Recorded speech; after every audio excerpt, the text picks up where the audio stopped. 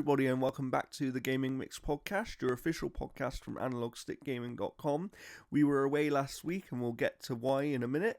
But if you don't know me, my name is Jordan. I am one of the co-owners of analogstickgaming.com, but to my left, as always, is the lovely founder of Analog Stick Gaming, Jeff. How are you, Jeff?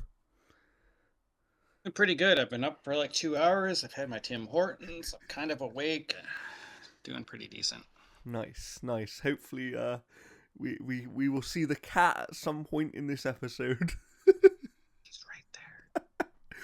But before we obviously have a lot to talk about, because anyone who follows gaming knows that there's been some massive shows over the last couple of weeks.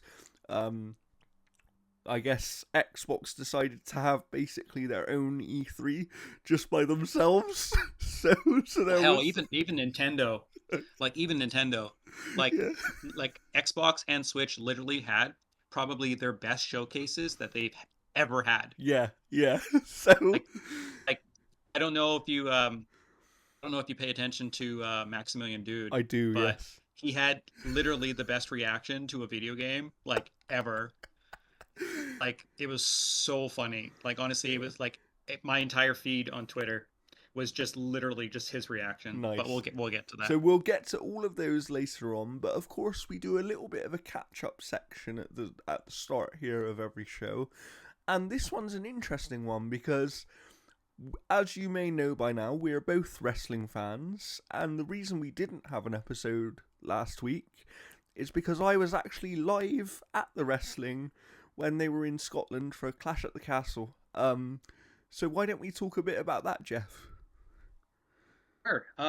Yeah, I was thankful to have that day off just because like again, like when they have those pay-per-views or PLEs overseas and stuff like that, they're way earlier in the day.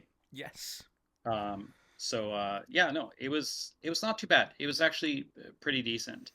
So in I guess this would be the order. I'm not too sure. So in no particular order, unless this is the order, we had Damian Priest versus Drew McIntyre. Now, obviously, this was kind of an important match because one, Damian had pinned Drew McIntyre at was it WrestleMania? Yeah. He beat Drew after CM Punk basically tipped Drew up on the table 5 minutes after Drew had won the belt. And yeah, so Damian kind of needed to kind of win this just because again, like Judgment Day wasn't going to be at ringside. Going into the match, I'm like, this is what's going to happen. I'm like, they're going to be fighting. The ref's going to get knocked out. Something's going to happen with CM Punk, and Damian's going to win. And that's exactly what happened. Yeah. And it was handled so perfectly because you see the ref running in and 1, 2, and then it just stops and then the camera pans over and then it's CM Punk. Yeah, so that was an interesting one because so I was live in the crowd and I had a fairly decent view. If you're eagle-eyed, you might even be able to see me on the WWE Network or wherever you watch your WWE PLEs. Yeah, because I am in camera view on several occasions. But that was so interesting because I went back and watched it on TV, and the way they produced it with the camera angles and everything was amazing. Obviously, when you're live in the crowd, it's a bit different because we could see... I'm right there in the light. Because we could see that it was Punk before people on TV knew, right? So that's why you hear the crowd reacting the way they do. And speaking of crowd reactions, I've been to a few of these PLEs now over the last sort of 7 years. I think this is my 6th one. I actually went to one in Toronto, Canada. So, there was that. I'm a bit crazy about this stuff.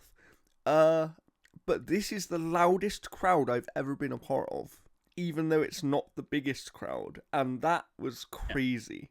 Like, another match we had here, and I don't know which order you have it in, was the Cody Rhodes and AJ Styles match.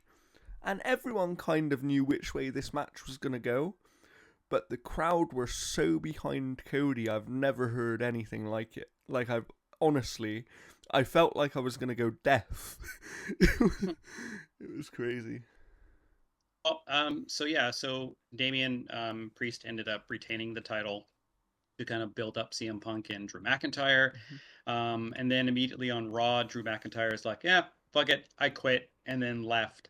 Obviously playing up Yeah. some type of angle. I mean, even Triple H was And I there, like trying also to calm him down. and I also imagine with that, for people who don't know, if you didn't watch they do like these kickoff events to the PLEs now, and during that, Drew was saying that his wife wasn't there because she just had to have emergency surgery.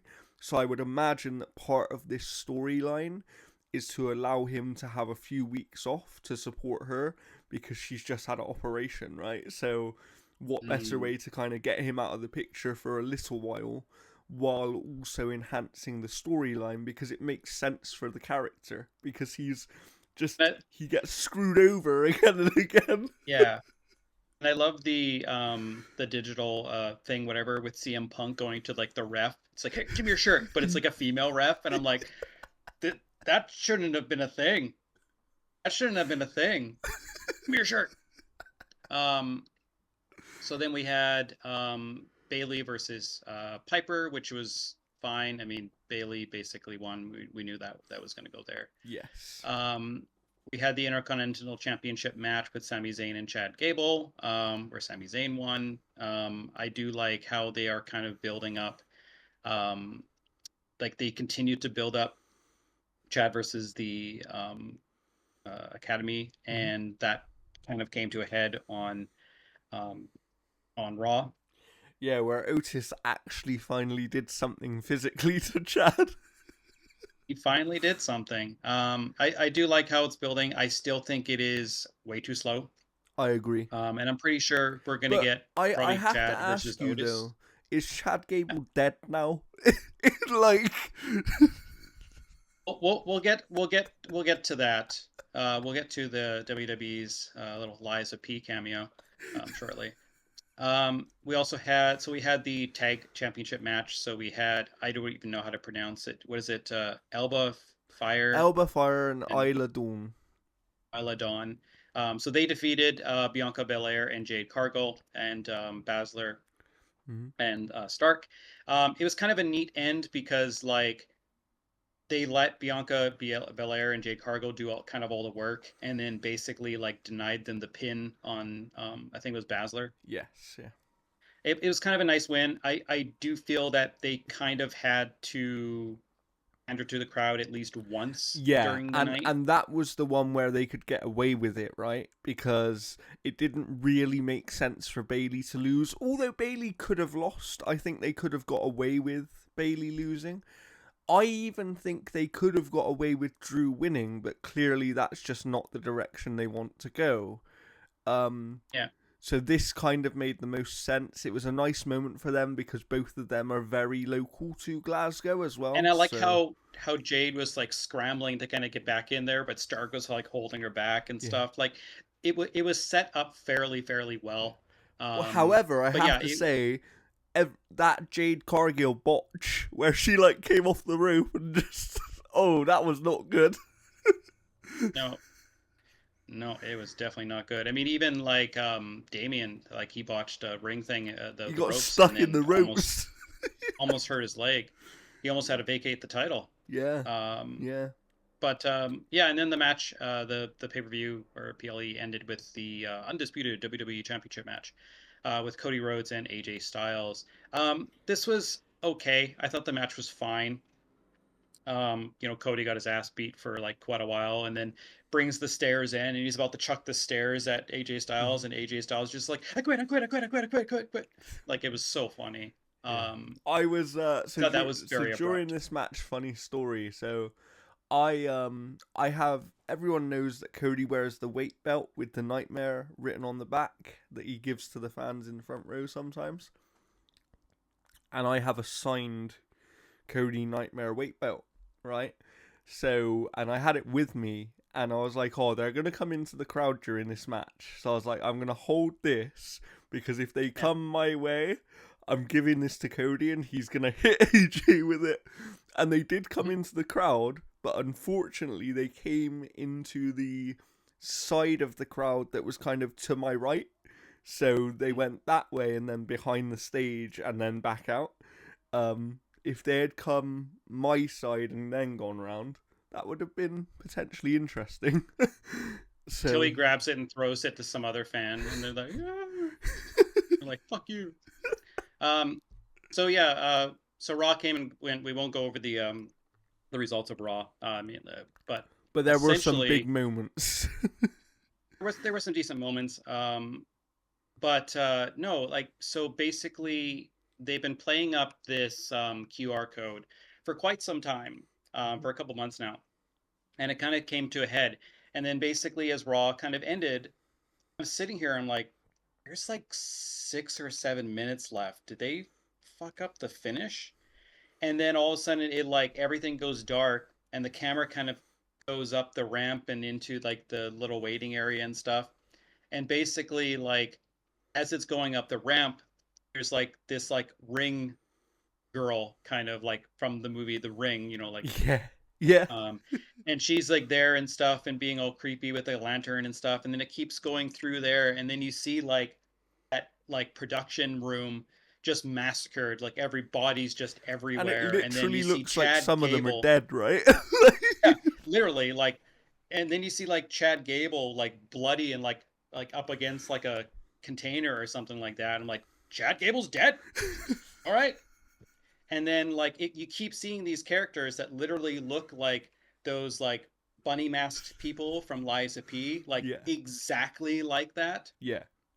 So, to Um, give a bit more context for people who might not know what this story is, if you've been watching wrestling recently, or you're like Jeff and you only got back into it recently, essentially one of these characters is called Uncle Howdy, okay?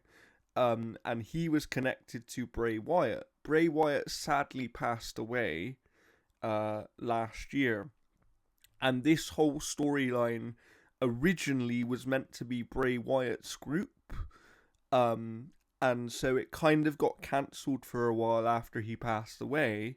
But the wrestler and person that plays Uncle Howdy is actually Bray's real life brother.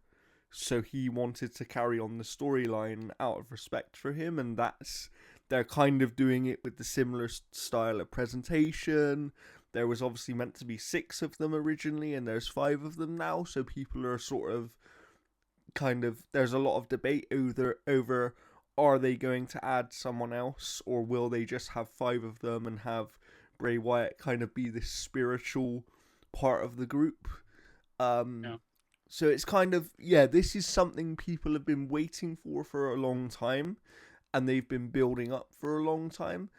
And the way they've dealt with it is like one of the most interesting things I've seen in quite a while, because they literally killed people. Like, there's a guy backstage, I couldn't even figure out who it was, and there's just blood splattered over the wall behind him. Yeah, like Chad Gable's dead. Um, the one thing that I want desperately out of this, like number one, what I want from this Okay. is that when they're on Raw and introduced whatever, and Samantha Irvin is out there, that she says Uncle Howdy the same way she says Chelsea Green. Oh god. Like that's exactly what I want from it. Like Uncle Howdy, like just like it's so funny. Um, yeah, and it sucked that Samantha Irvin wasn't there on Raw. I'm guessing that she was maybe vacationing in Scotland with Ricochet. Who Yeah, knows? Because yeah, Ricochet maybe. was kind of written out. Because it doesn't sound like he's returning. I know that Teddy Long had made some type of comment that he thought Samantha Irvin was leaving as well too. Hmm. I mean, Um, there's no way that they'll offer her whatever money she needs to stay, right? There's no way they're gonna. oh, and no, and the thing with WWE too is that that is her dream job. Yeah. Like, I doubt very much that she would go to another production. Mhm.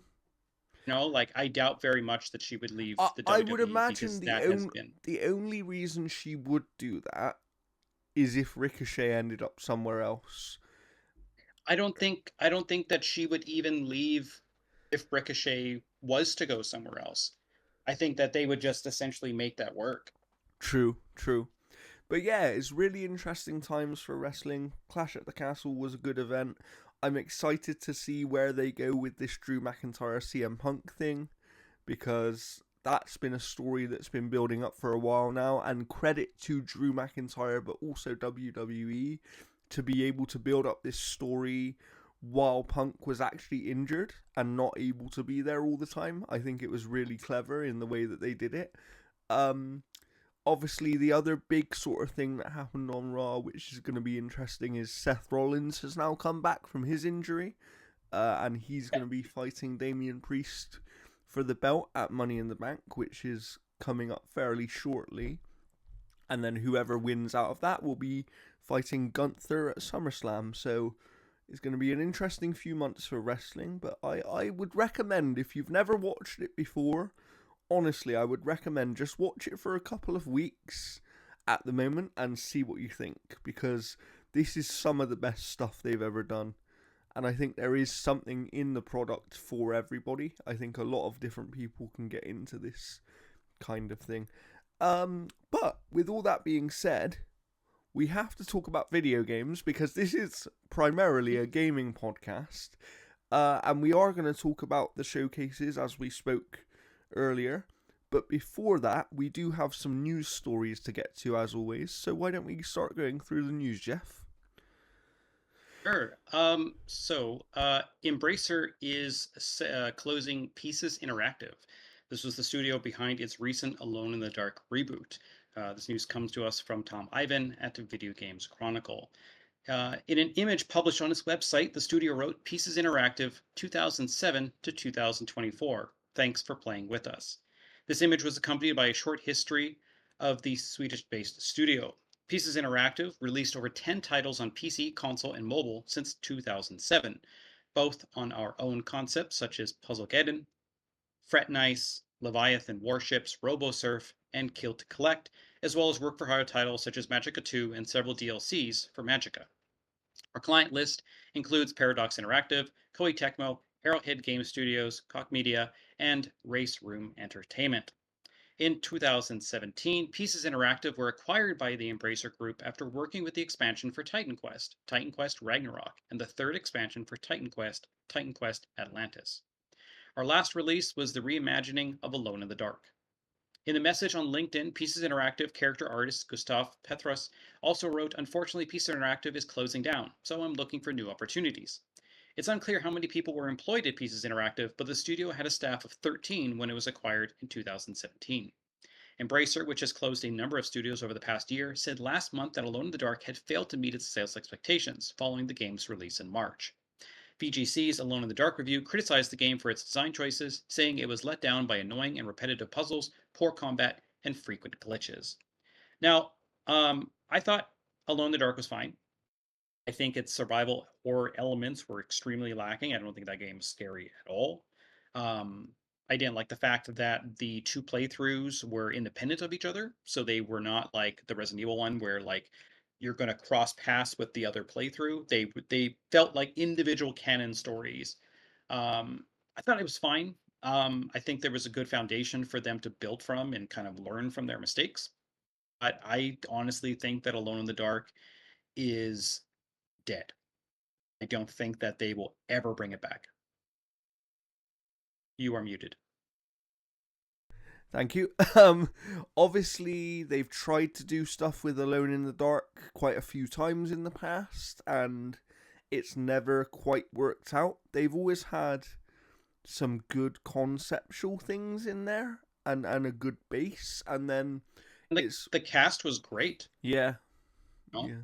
So but for me this is a shame because I saw a few developers actually commenting on this one on Twitter about how many games are there, how many franchises are there where the first game in the franchise doesn't really hit or it doesn't hit quite in the way you might expect, and then the improvements in the sequel bring it to a brand new level. And I feel like, and a lot of other developers are saying this as well, we've reached a point in the industry where these companies and these corporate overlords are seemingly not willing to give dev teams time to actually grow and improve anymore.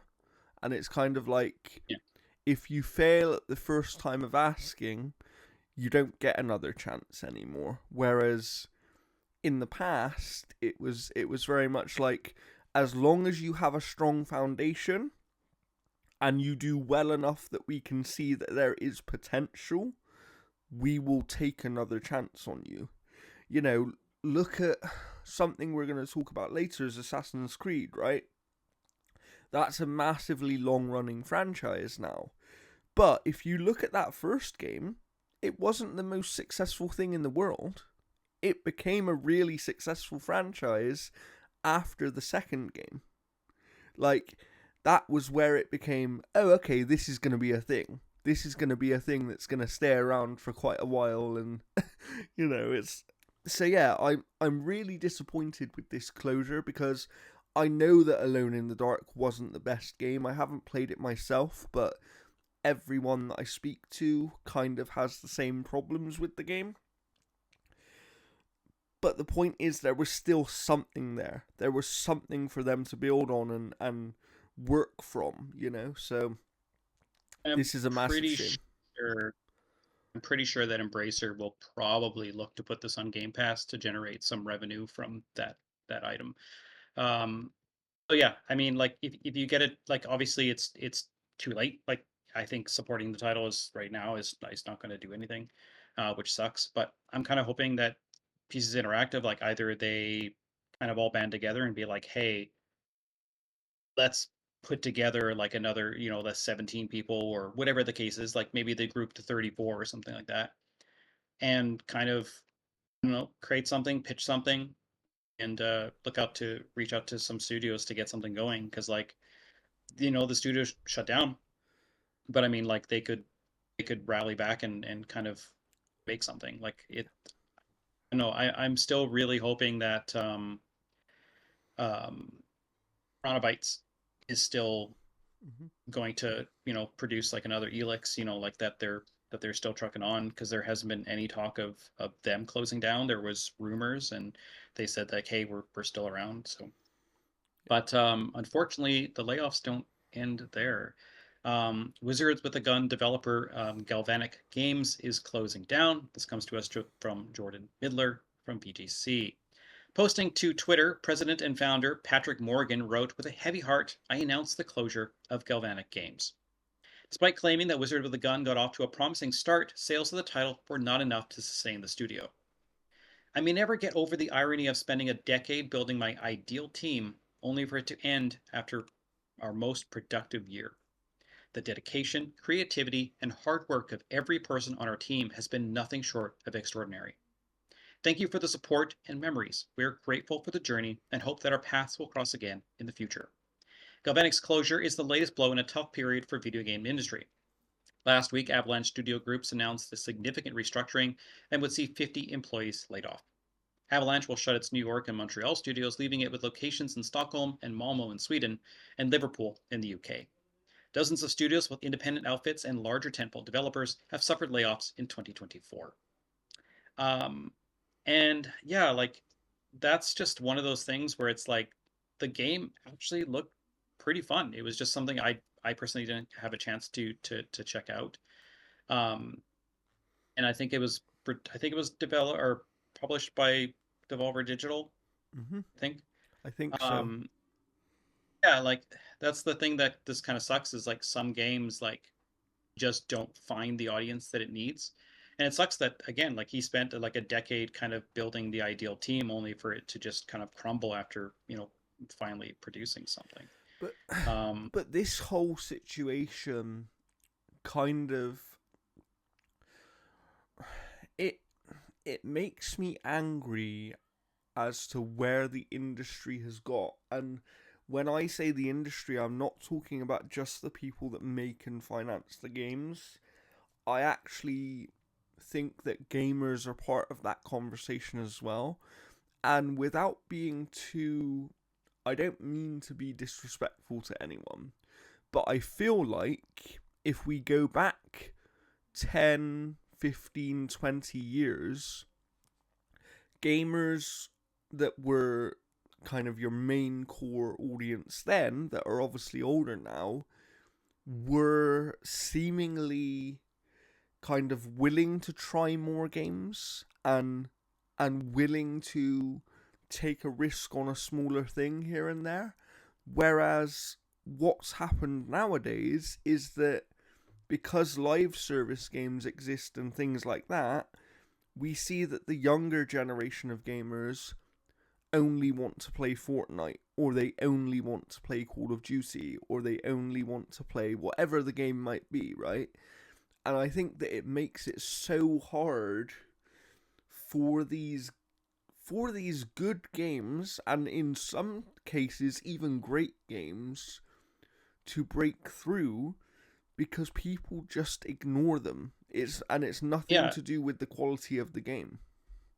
and people generally kind of like hold some of those games to the same standards, where like Hypercharge Unboxed came out on Xbox and it hit like number three, and they were talking about sale numbers and stuff like that, about how they sold like 50,000 units in like 2 days or something Yeah. like that. And people were like, 50,000 units? It's like, yeah, like that's a failure. It's like But not not for for an them it indie isn't. game, not for an indie game out of six people. It's like, yeah, they just made like $700,000 or $800,000. It's like, how they is that a failure they for a made studio? enough to make another game. That's what people need to get into context. Yeah, yeah, it hasn't even sold 1 million copies yet. I'm like, most indie games never sell 1 million copies. No, like a Like, million copies is like a that. dream for an indie game. If an indie Yeah, game well, like, sells a million copies, it's one of the biggest indie games in the world.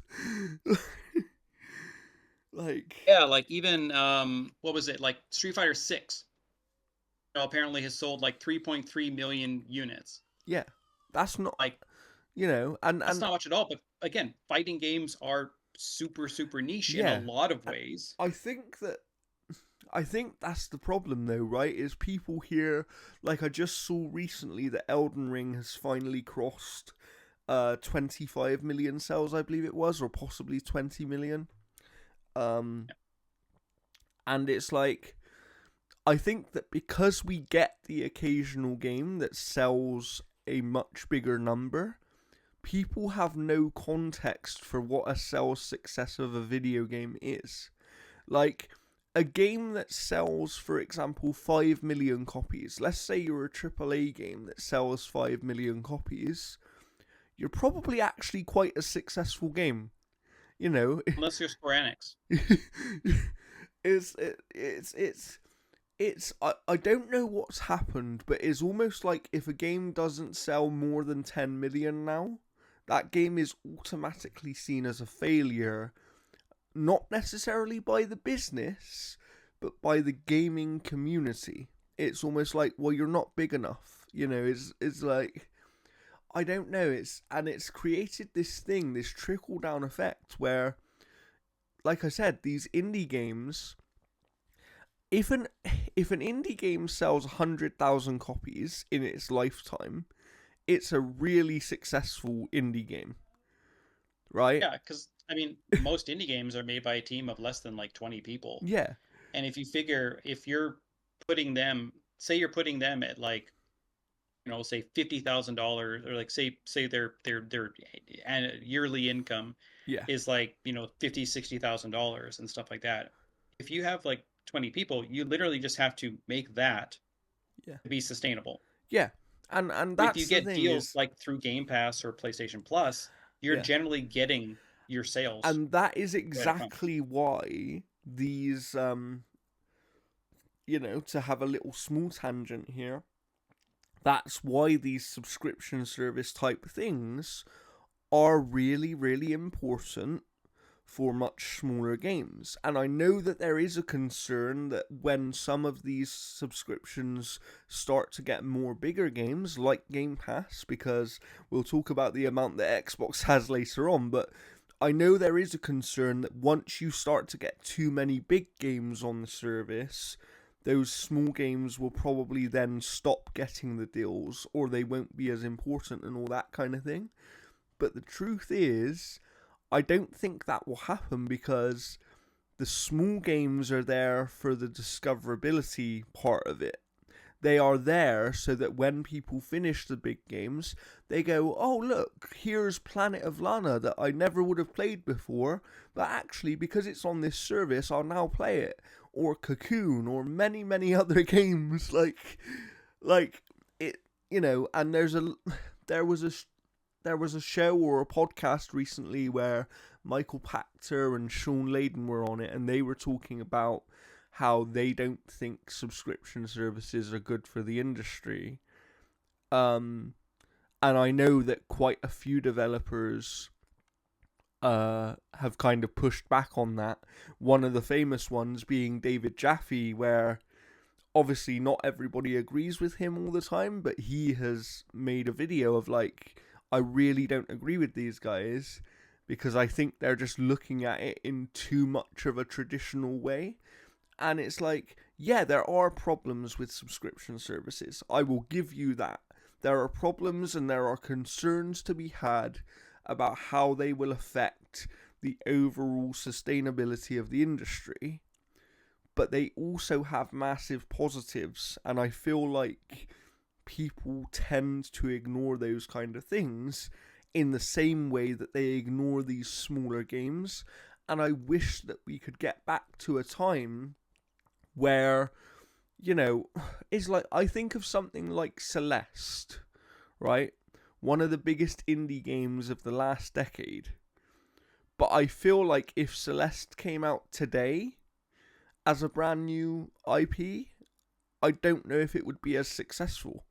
Because in the last 5 to 10 years, something about the way that people interact with and choose what games they're going to play has just massively changed, and I can't quite figure out why.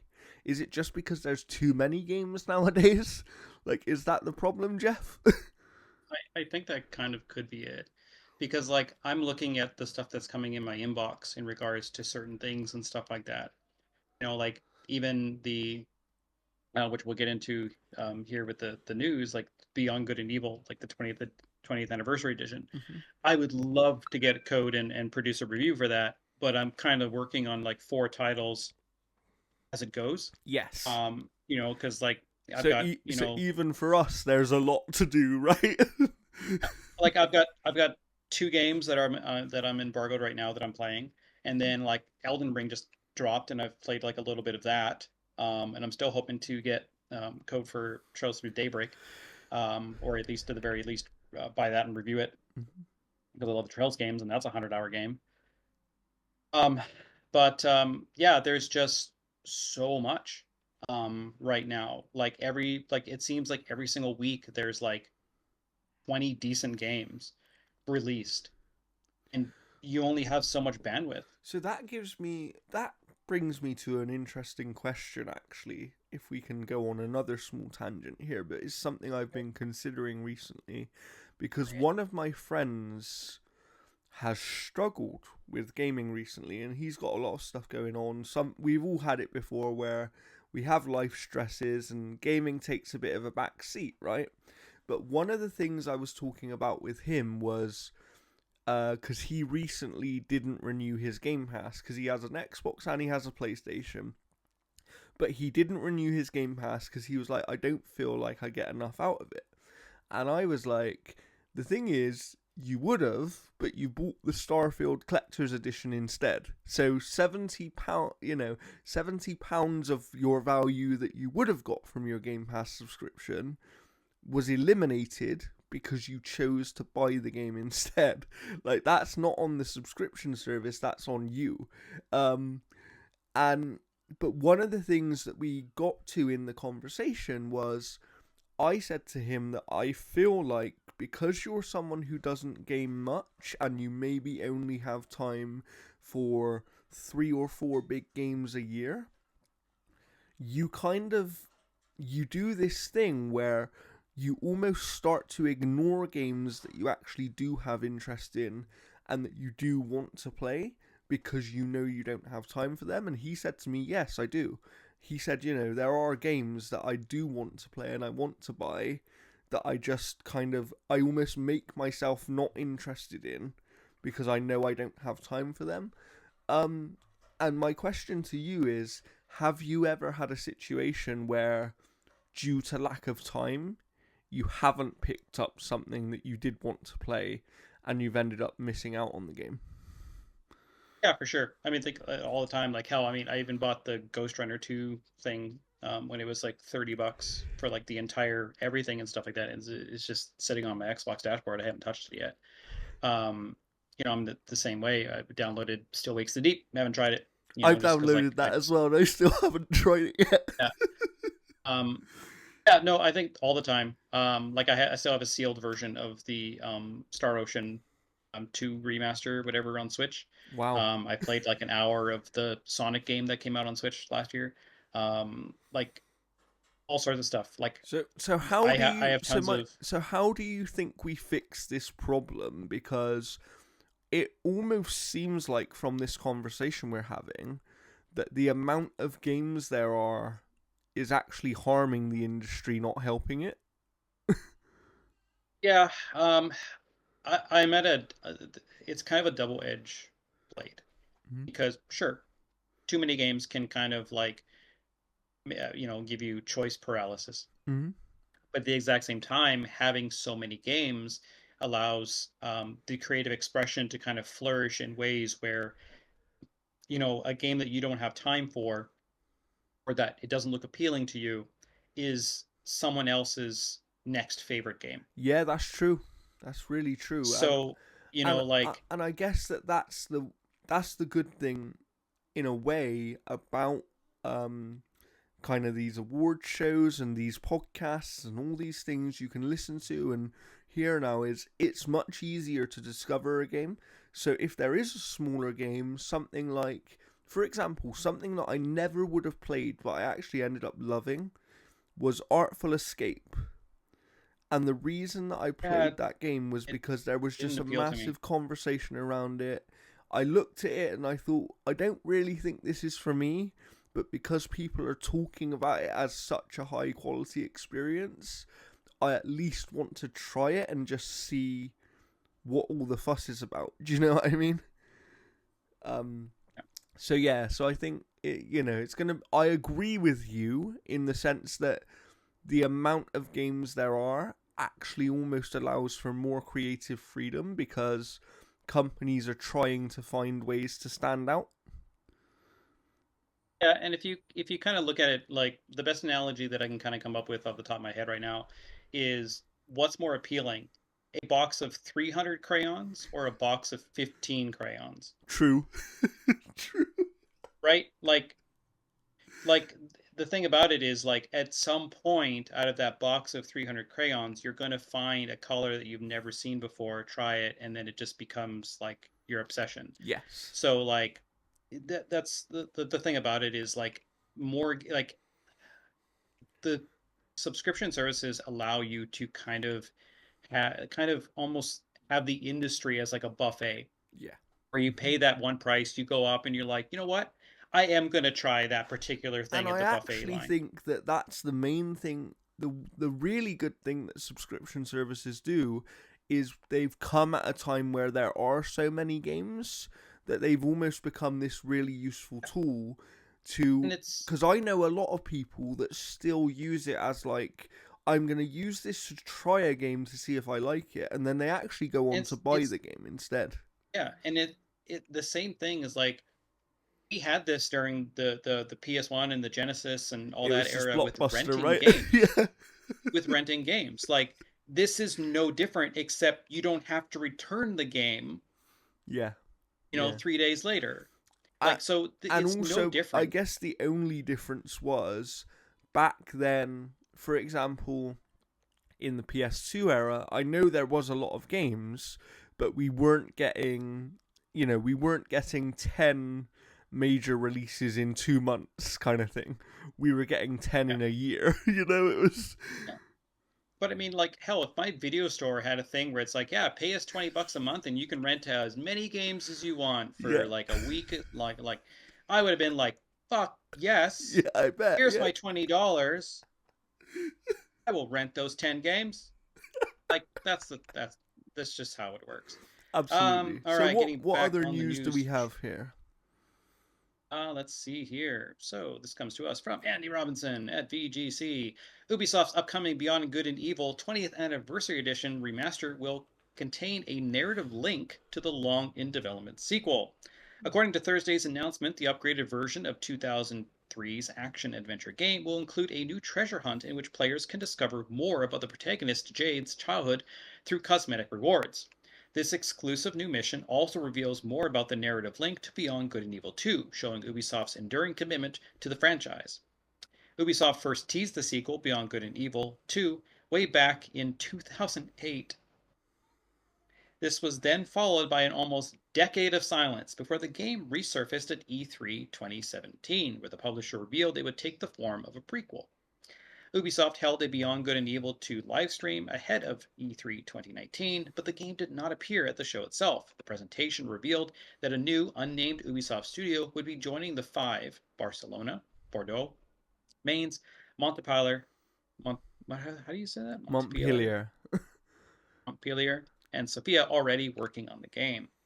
Um, and it was announced in August of 2020 that a feature film adaptation of Beyond Good and Evil was in the works at Netflix, but who knows if that's even a thing. What I will Um, say, what I will say is have them doing this anniversary edition does give me hope that Beyond Good and Evil 2 the game is going to happen at some point. Like I do believe they clearly haven't given up on it because otherwise why bother doing this, right? and the lead creative director left. Like, didn't he like leave to like work at it, like to raise like animals or something like that? I Like, think so, yeah. um, yeah, like who knows what the situation is about that game? Yeah, Like, I and have and no also idea. Like, games like that as well can undergo massive changes, right? Look at was it Dead Island? Dead Island?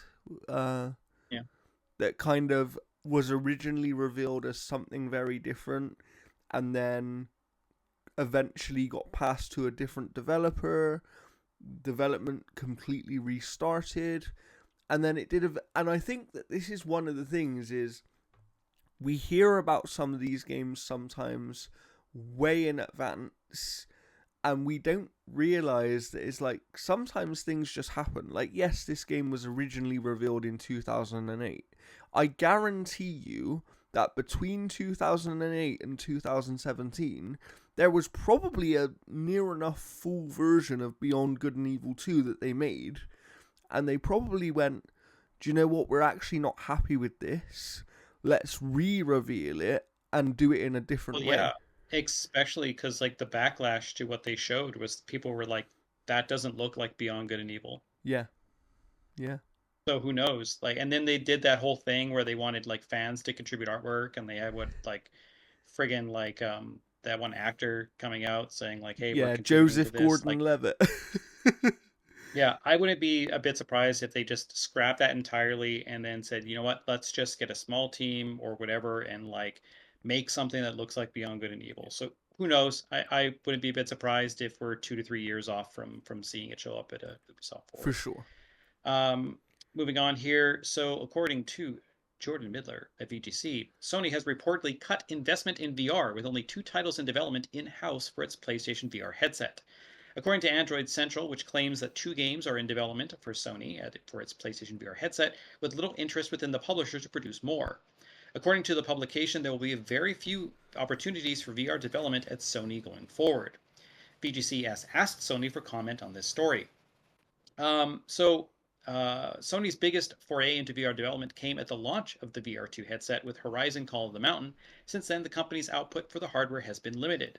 A PC adapter for the headset will be released later this year. However, extremely harsh limits are placed on the tech use of the headset, making a lot of features exclusive to PlayStation 5's VR connection. PC users will be able to essentially play games through VR on their headset, but will lack certain features the headset is notably known for. That last little part was editorializing by myself. Um, This yeah, so this doesn't surprise me at all oh, because super predictable. one of the things that I spoke about even before the PSVR 2 came out, and a few of my friends didn't understand it, was that the problem with VR is for it to be as successful as it can be, you need a company that's willing to invest in it, right? And invest in development to get those killer apps, if you will, right? The problem is that in this day and age, for a company to be willing to invest in something, it has to have the install base. And a device that has an install base of 3 or 4 million people isn't going to see the best games available. They're not going to see much investment. But the problem is when the company then doesn't invest much, more people don't buy the game, don't buy the hardware, right? And Yeah. then we see something like Asgard's Wrath on the Meta Quest, and everyone wanted a Meta Quest for that game. You know, it was. And the thing about it too is like if you want PlayStation VR, you're spending at least $1,200, pretty much like Canadian, to even get into that ecosystem. Yeah. So the MetaQuest, you're spending $2 to $400, and that's all you have to buy. Yes. Yeah. Like like PlayStation VR 2, like honestly, it should have had some type of internal guts to it that didn't require the PlayStation headset for certain things. They could have had their own exclusive store of like games that just ran on the headset. Yeah. Yeah, I agree. You I know, agree. and I the thing as think well that. too Go on. I go on. What are you gonna is say? that Sony is the one that made the headset, not PlayStation. Like their games division did not make the headset because Sony loves releasing fucking hardware, Yeah. loves it, and then they do fucking nothing with it. People are like, "Oh, bring back the Vita, bring back the PSP." So what? Sony can kill it again? That's all you're gonna get if they made a headset. If they made a handheld. The and this is the problem, right? Is like if you don't support something with content, people aren't going to buy the hardware. I do Yeah, understand that there is that business thing of if the if the audience for the software isn't there, you're not going to invest in making the software. The problem with VR is to be successful in VR and for VR to be what it really needs to be, you need a device that's going to sell 10 million plus units. Because once you get past 10 million, then it becomes worth people's time to invest in making games for that hardware. And that's why we always hear with consoles about the first to 10 million and all these kind of things, because once you have a 10 million install base, it becomes much easier for developers to go, oh, that's actually worth our time to take a risk and invest in that, invest in supporting that hardware. If you've got hardware that is 2, 3, 4, 5 million, you might get the occasional support for it when it's like a secondary thing or a mode within a pre-existing game or a port from another platform. You might get that, but you're not going to get what you need to get, which is the killer apps, right? It's like, and I know that they tried that with Horizon, Call of the Mountain, all that kind of stuff, but it's like, one thing isn't going to do it. If they had had 3 or 4 of those kinds of experiences, I think we would probably be having a different conversation right now about like PSVR 2. I'm But surprised that the new Astrobot doesn't have a VR mode. yeah, yeah, Like just being able to play it in VR where you could like look around and that yeah, kind of I stuff. But agree. So it's a weird one, but I think it's been clear that at least on the PlayStation side, they haven't really believed in VR for quite a while now. Um, and it's kind of like, why waste resources on something you don't really believe in, and why waste resources on something that hasn't sold that well anyway and doesn't have the biggest audience, right? It's not the same, it's not the same conversation as Yeah, and as other things. especially limiting features on the PC connection, Yeah. because like you have a headset that is like one of the best tech-based VR headsets Hmm. out there, Hmm. and you're basically stripping it bare to make it work on PC. Yeah, it's a weird situation. Um, but like I said, that's what it comes down to. It comes down to business realities of like, if the audience isn't big enough to justify the risk in supporting it, you're not going to support it. But it's a vicious cycle, because if you don't support it in the first place, you probably aren't going to get that audience, right? So it's one of those things like we're seeing with Xbox with their console right now, and people are really kind of assuming they're going to walk away from consoles, even though they just confirmed that across the Xbox One and Series consoles, they have more active console users per month than they've ever had in their history. And it's like, they're not going to walk away from that group of people because the group of Especially people is too big. and especially saying like we're working on new hardware, and people are like, Xbox is abandoning the hardware. Oh my god, we're working on new And hardware. it's and Like, and that's what I'm saying. It's not the same situation. The only way, so there's a the reason that PlayStation are giving up on PSVR 2 is because the audience for it isn't big enough, right? The only in history, with the exception of the Dreamcast, we have never seen a company that has sold more than 10 million of a console and then pulled out of the hardware race. Never. Like, that's never happened. So why do we think that it's going to happen with Xbox? You know, there's a reason PlayStation are pulling out of VR. I guarantee you that if VR2 had sold 10 million units, they'd be supporting it like crazy.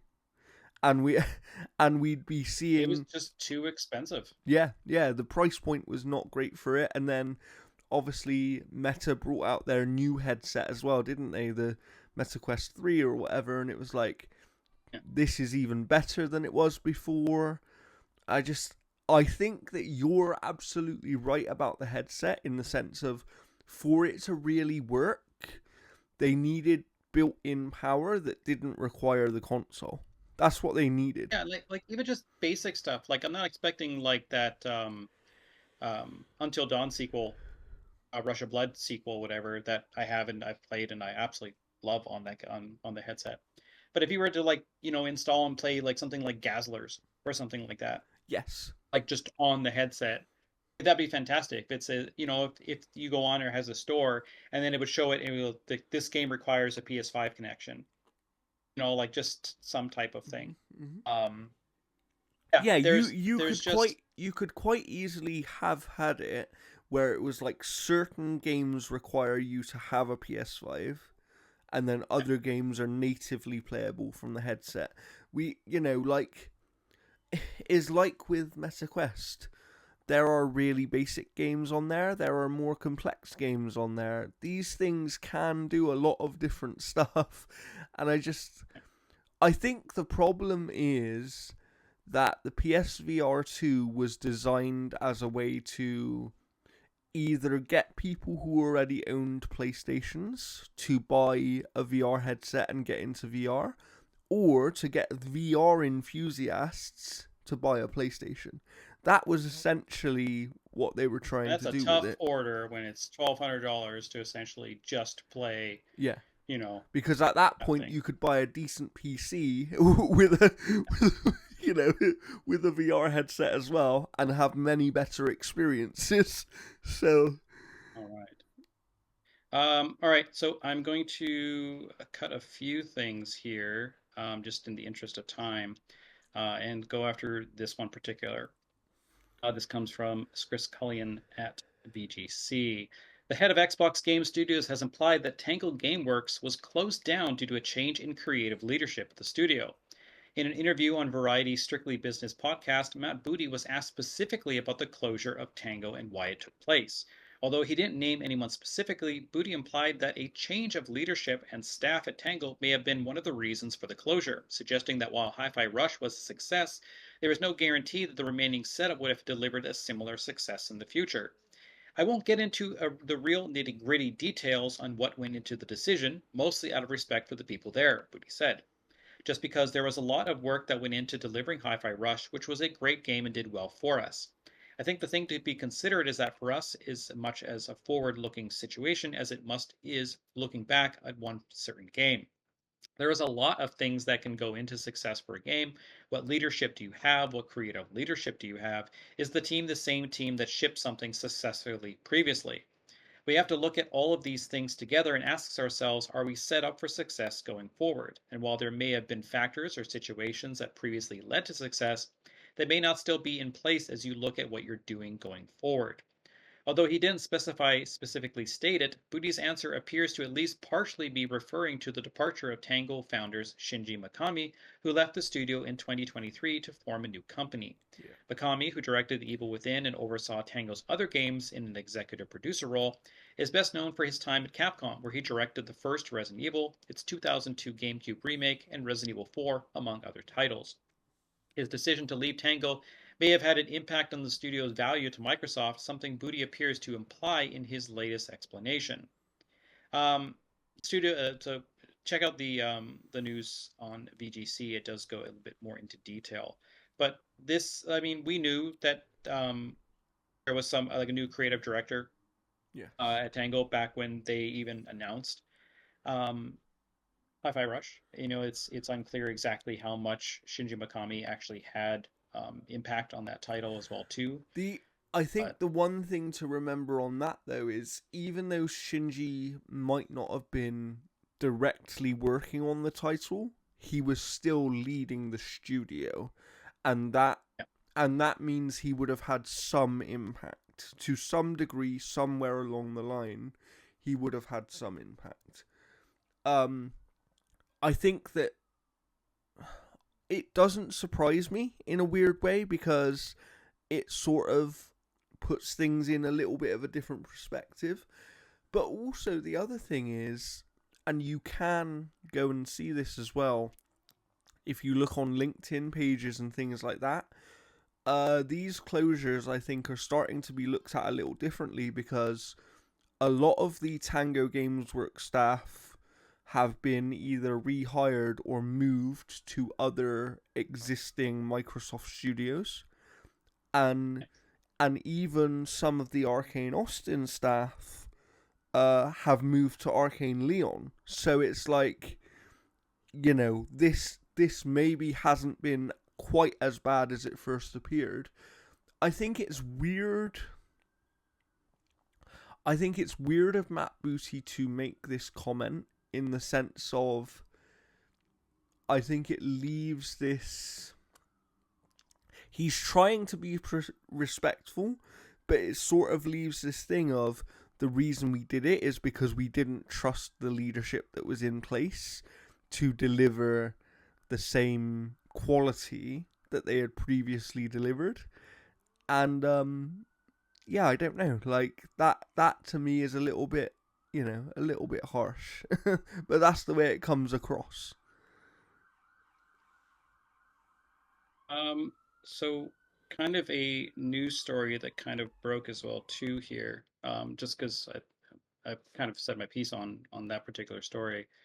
Um, so apparently Microsoft has responded in regards to the Black Myth Wukong being delayed on the Xbox platform. And Microsoft has stated here, we're excited for the launch of Black Myth Wukong on Xbox Series X and S and are working with Game Science to bring the game to our platforms. We can't comment on deals made by our partners with other platform holders, but we remain focused on making Xbox the best platform for gamers, and great gamers are at the center of that. Um, so, for a lot of people who don't know, so there is no type of exclusivity on Black Myth Wukong. Yeah, So there's no basically, there official was a exclusivity, right? Yeah. yeah. There basically what had happened is that they were having optimization issues, likely for the S, because of the parity clauses and stuff like that. So the game is currently delayed for Xbox platforms, but Game Science has said they are committed to bringing it to Xbox still. It just won't be at launch.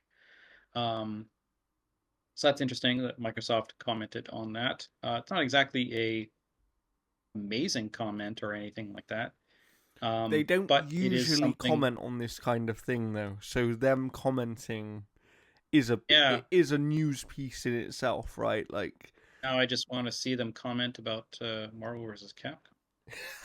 Alrighty. So, yeah, the other news stories that we're going to skip over, unfortunately, is that Xbox is going to be coming to Gamescom. They're the only major publisher or we will platform talk a holder. little bit more about that when we speak about their showcase, so that's not completely skipped, but we'll get to it later. And that Shadow of the Erdtree is the highest rated expansion pack of all time, ahead of The Witcher. Nice. All right, so we're going to be taking a look at the conferences, basically in order. The Ubisoft one is going to be folded into Summer Game Fest as well too. So we'll be essentially covering that one throughout that. So we're going to go over pretty much everything that was announced at all three shows. Some stuff we're going to have very little to say on, just because I don't think both of us have anything to say on certain games. But if you haven't had a chance to check out the conferences, Summer Game Fest is skippable, but the Xbox and Nintendo ones are industry changing. Like they They're were must watch. massively They are impressive. must Yeah, watch. yeah. All right, so we're gonna look at Summer Game Fest first. So this is Keeley's show. He did temper expectations. He even rated his own conference, saying like expect like an 8 out of 10 or something Yeah. like that. Like I don't know why you say shit like that. Um, But I think but to his credit, it was him saying we don't yeah, have the biggest things this year, but we have some interesting things. and there was controversy around supposed prices and stuff, but he also like they also commented that some developers get on the show for free just because he wants to like Just support them, help right? them out. Yeah, yeah. Yeah. All right, so let's take a look here. So we have Lego Horizon Adventures. So this is coming to both PlayStation consoles and Nintendo Switch and PC. This is basically a different studio with their take on Lego. So it's not what is it? Telltale? No. What is it? It's not The company that Traveler's Tales. It's Traveler's Tales. So it's not them. It's a different studio. And the one thing is, this game finally does what I wanted a Lego game to do, and it's one of the reasons why I am going to buy this. I'm likely going to buy it on Switch. It's hard to say exactly, but this finally does the thing that I wanted a Lego game to do forever, and that is that the world itself is made out of Lego. I'm tired of just 3D generic environments with minimal like you'll see like these like massive 3D worlds and then like a Lego tree just oddly placed there, and it's as apparent as like yellow paint on the side of a cliff's edge. Like it just it frustrates me so much. But this game looks super super fun, and I think Horizon lends itself to Lego quite well because it is a collectathon style game. Um, It'll be interesting. I'm interested to see like who they cast as uh, was it Silas? mm-hmm. I Yeah, think is yeah. his name. Just because the actor unfortunately had passed away. But no, I'm super excited for this. I think it looks remarkably charming, and it looks to be like a good Lego game. Nice. I personally have no interest in the Lego games. I never really have. But I do think that, for the audience that likes that kind of game, this looks like a very good one, is what I would say. Are you too good? Are you too good for Lego? Is that what you're saying? You're too good for it? No, no, you know what it is, Jeff. You know what it is. Sugar, he said he's too good for Lego. You know what it is, Jeff. There wasn't that Yeah. Xbox on the trailer. There wasn't that Xbox. They Oh, had you're a to... Mega Bloks fan. I see what it is. I see what it is. Oh, All right. So we had Harry Potter Quidditch Champions, which is the reason why Quidditch was not included in the Harry Potter And no one's wizardy gonna play game. this game. It looks absolutely horrible. Um, yeah, like I don't know, it just looks awful. We have No More Room in Hell 2, which looked Interesting fairly is decent. how I I'm would, just yeah. looking first person shooter. Like a Left for Dead ish type game, maybe. I don't know. To me, it kind of looks like a high fidelity version of like a State of Decay, but without maybe the kind of depth. Hmm. But we'll see how that goes. We had Cuff Bust, um, which is looks like a prison break of a whole bunch of little koalas. Yeah, this actually looked funny. Like I don't know, like if the Game Pass, I'll try it. But yeah, it is what it is. Hmm. School of Outlaws had their world premiere trailer, showing off a lot more of the game. Ubisoft Forward showed off even more. I haven't, I've intentionally not watched any of this, because like I am going to be reviewing it, Yeah. and I want to kind of go in just completely blind Yeah. to a lot of it. So I won't say anything about what they showed. I'm not reviewing the game, but I will hopefully be able to play it as well, and we'll be able to discuss it on the podcast.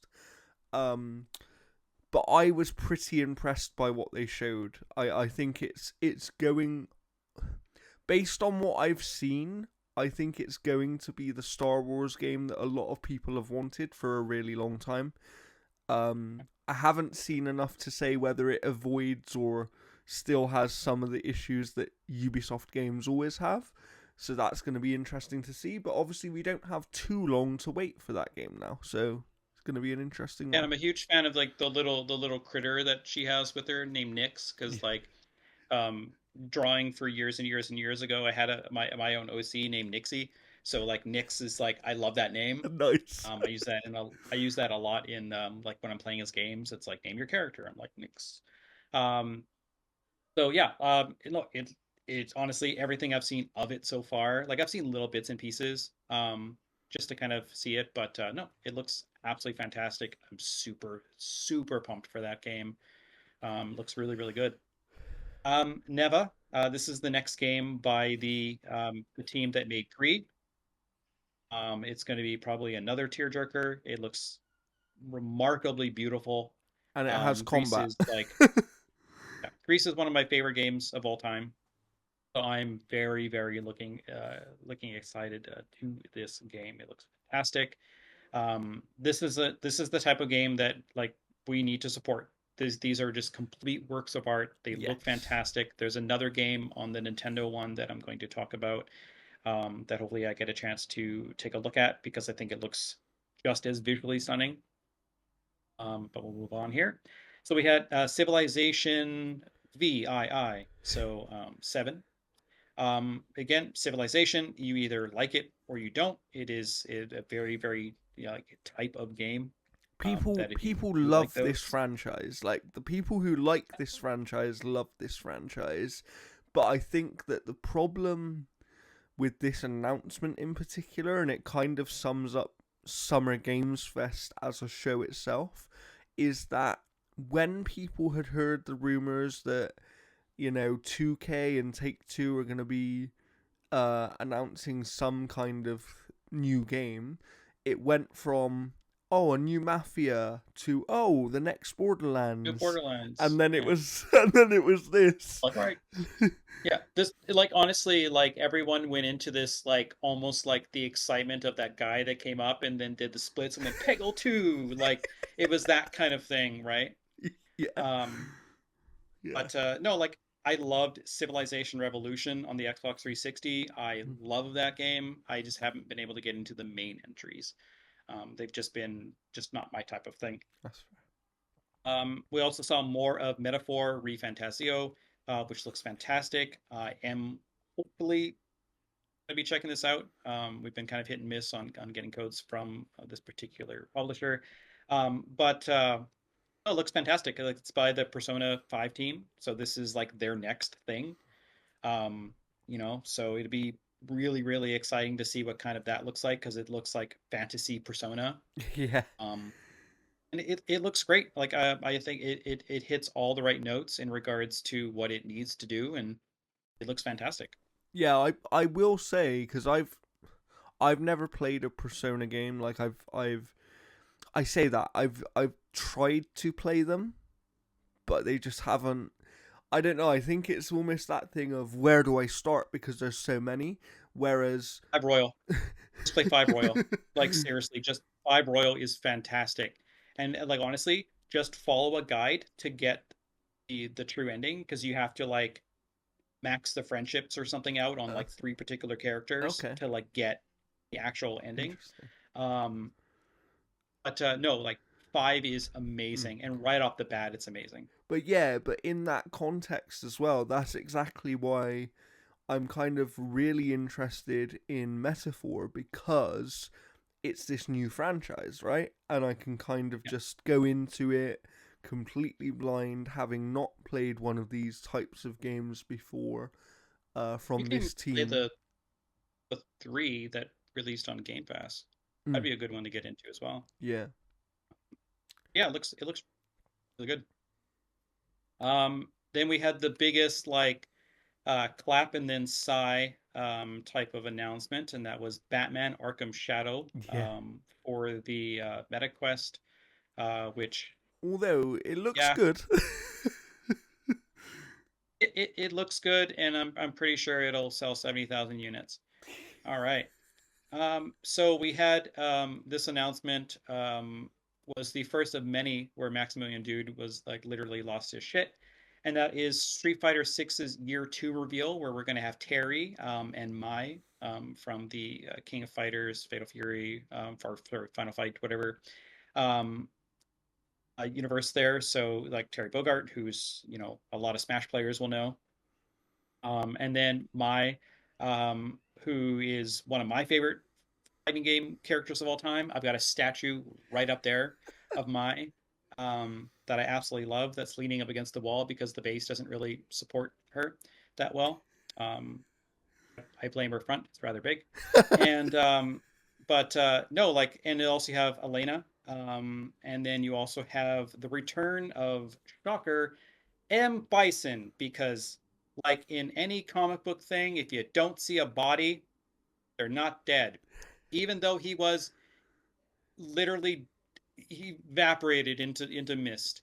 Like M. Bison's back. They have a tribute of the Street Fighter movie with Raul Julia because he has a horse, and M. Bison's only ever had a horse in the live action movie. Yeah. So that's a weird thing. But no, very very good season two pass. I do hope that Terry and Mai have final fight um, mechanics Mhm. and are not Street Fighter mechanics, so that they maintain their identity in the games. The release dates were kind of weird because winter doesn't necessarily mean winter in some areas, Yeah. so it's weird. But over the next year, we're going to have those four characters basically show up. I'm super excited to check that out. But no, like that's it was a kind of a neat little trailer. At first, you kind of almost get the idea that it was like an anime or something because it was all animated. But Yeah. no, it's fantastic, and I know that a lot of YouTubers and stuff had hands-on with Bison, so you can definitely go check out to see how that works. I know the Triple KO podcast was talking about their time with Bison. Um, so then we had Tears of Metal, which was kind of like a almost like a Scottish looking kind of war simulator type of game. Has a very unique art style.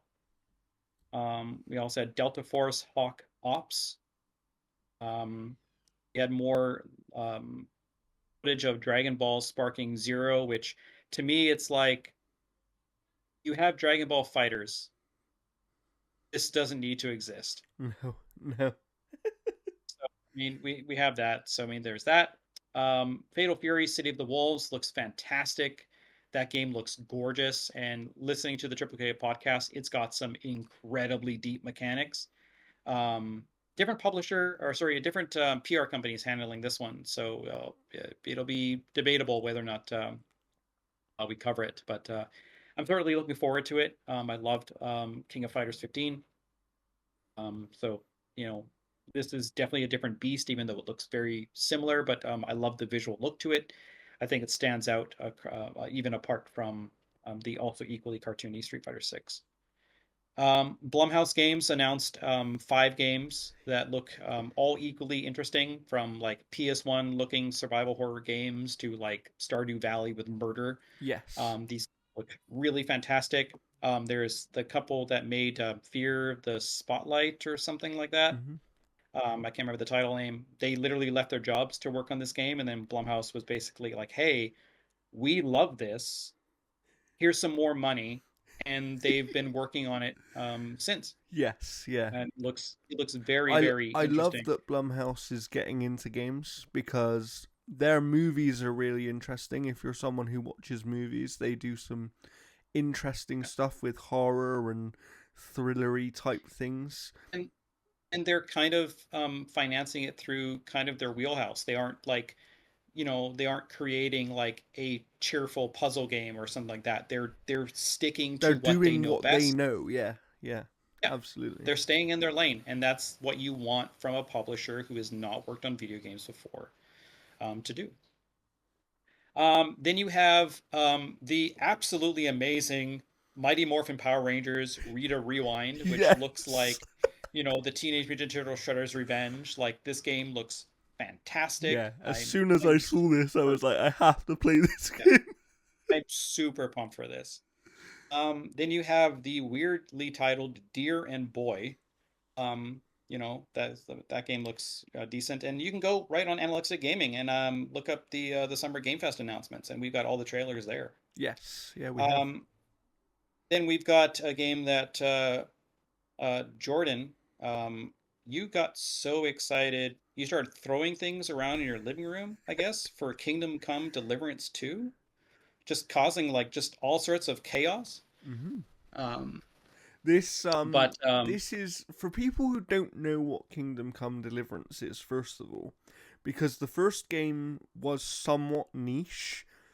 It's like it's like Skyrim without the fantasy part. So it's a medieval RPG set in kind of a certain time period using real historical figures, and it's very hard. Like the sword fighting, you actually position the sword in the way you want to fight. The bow and arrow is like there's no reticle, so you just have to figure out where to aim to hit what you want to hit.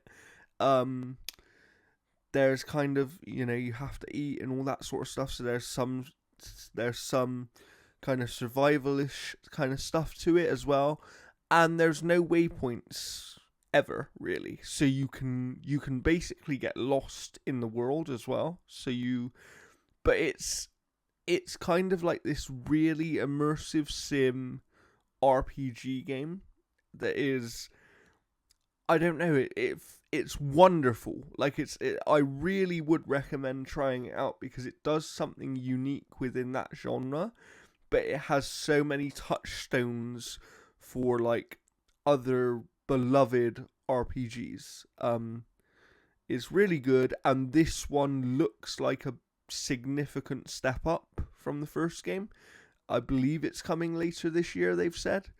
Um, yeah, I think like the developers were trying to like throw the Xbox Series S under the bus by saying it limited their like creative freedom or something, yeah, but at the exact same time saying like it's 3 times bigger than the other one. Like, yeah.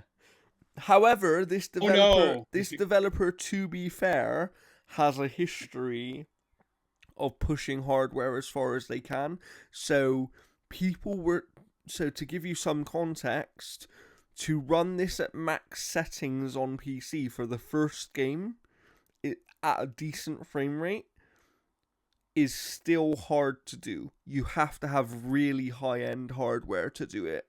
And they even say in the menus, they're like, these settings are designed not for the hardware of today, but for the hardware of tomorrow.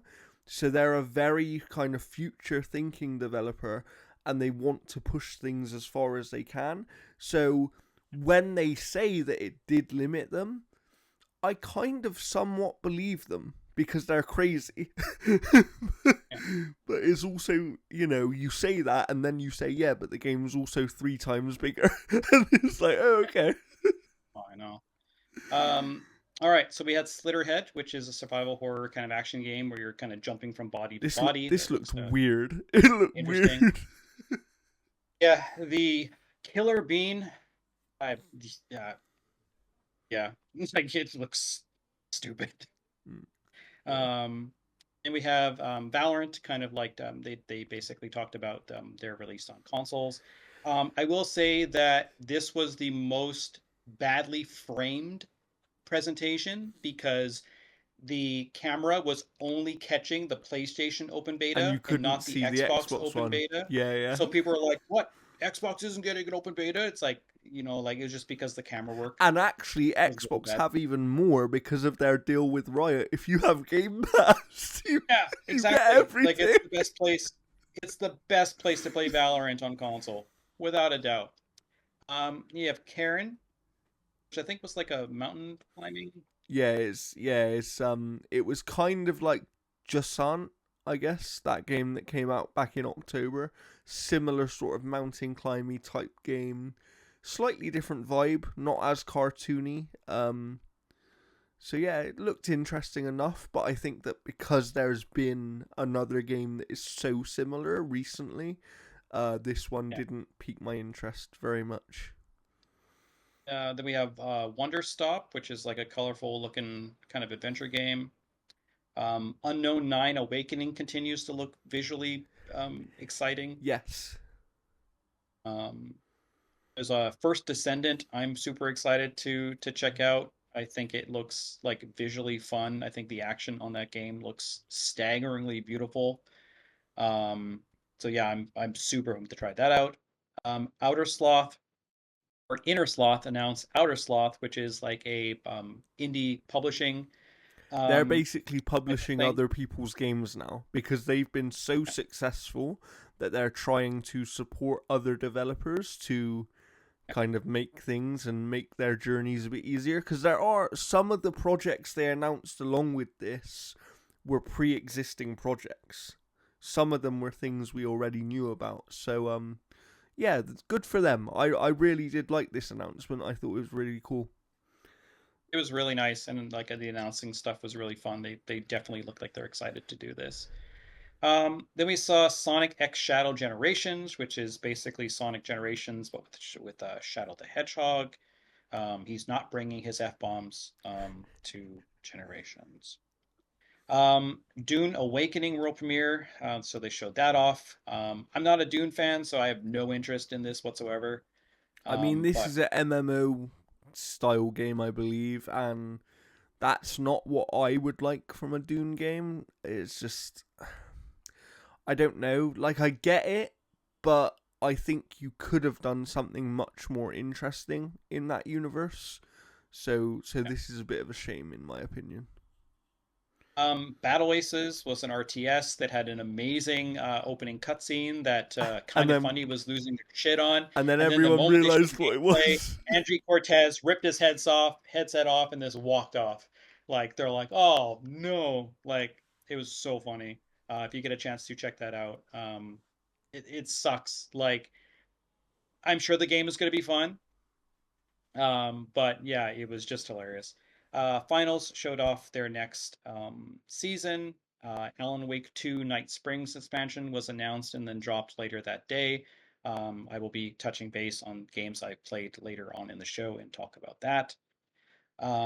New World is going to be coming to consoles. Honkai Star Rail announced some new additional content.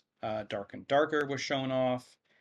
Um, Knutsi Gami Path of the Goddess was shown off for gameplay. It looks kind of like almost like classic Capcom in a lot of ways too. So that looks really, really good, and that's coming to Game Pass. Skate had an announcement as well too, showing off stuff with one of the weirdest kind of bits I've seen, but apparently loved it. People loved it because I guess the guy that was on there is some comedian.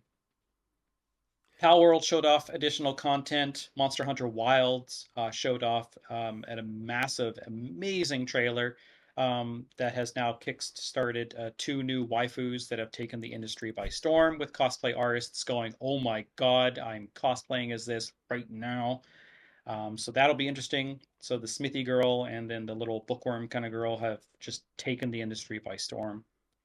Phantom Blade Zero looks absolutely stunning. This is not a Souls-like, but it's more like a Devil May Cry style Mm. game. Yeah, So I'm definitely everything looking we've forward heard for it. because people played this one at Summer Games Fest, and our friend Keith Mitchell was actually at Summer Games Fest. He got an invite.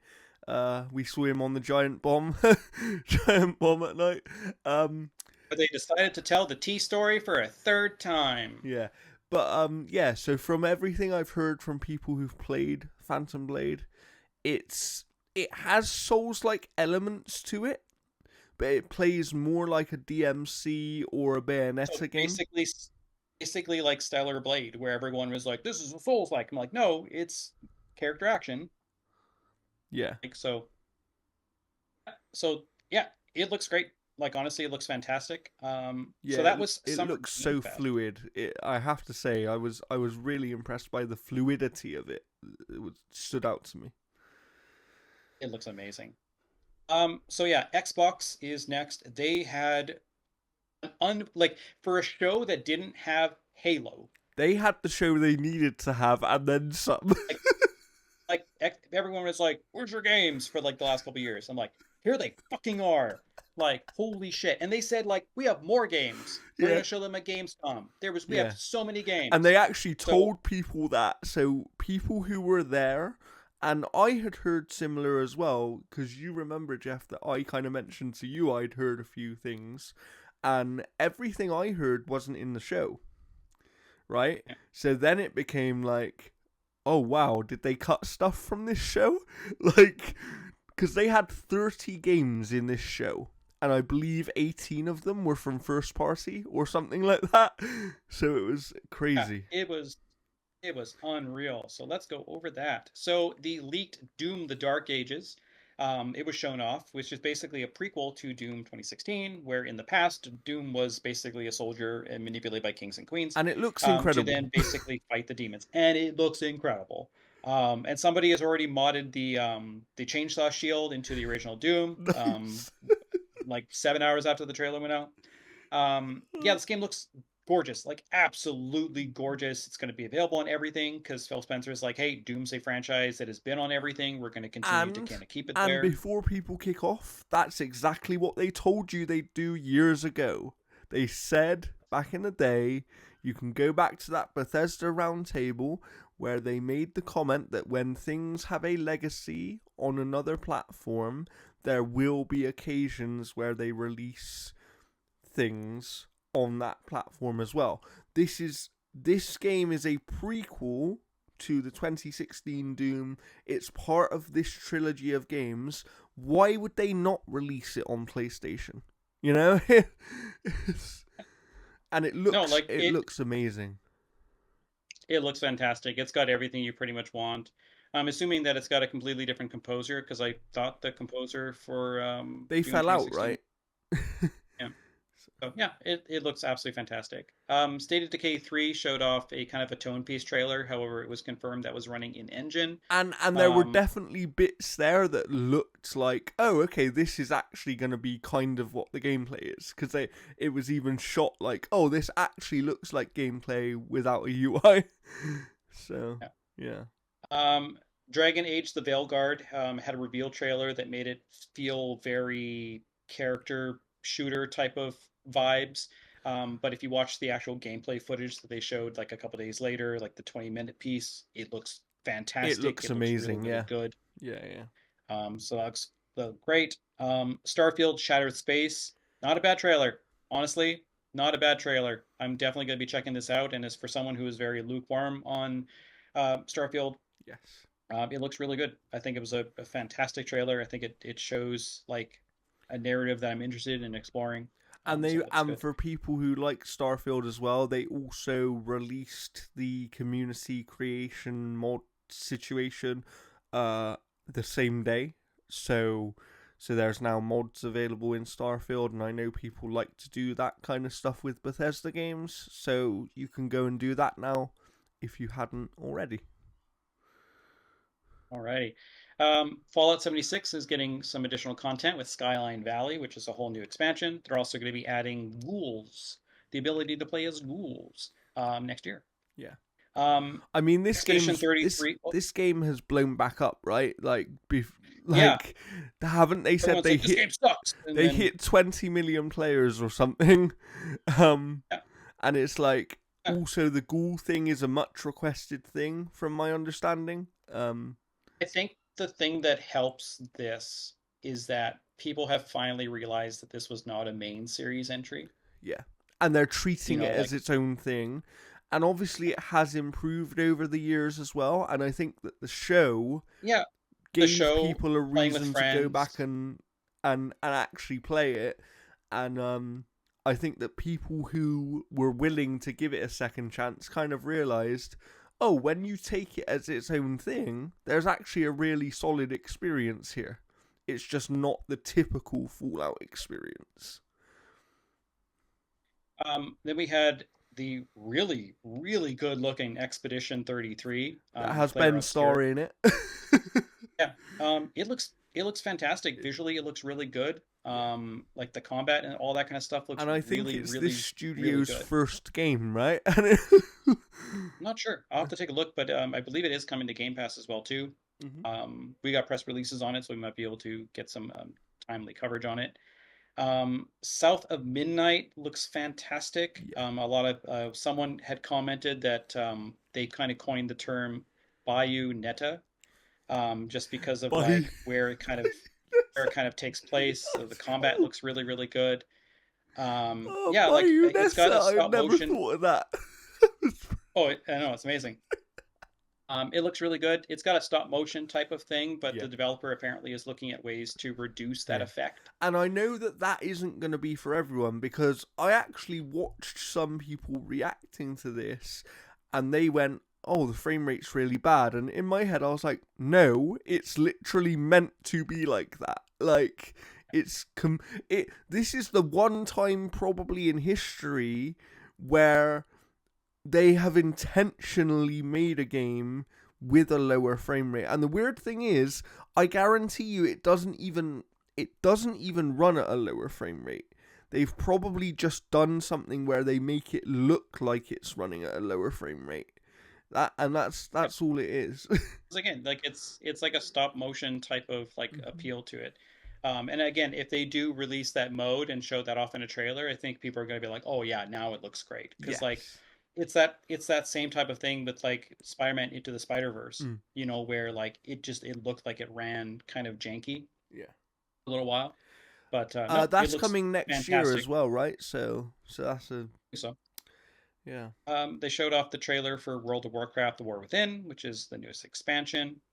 We got a new trailer for Metal Gear Solid Delta Snake Eater, which looks again visually awesome. It is a one-to-one remake. Nothing has been created for this to be any different than the original, other than the original voice actors coming in to record new lines for the button prompts in the tutorials.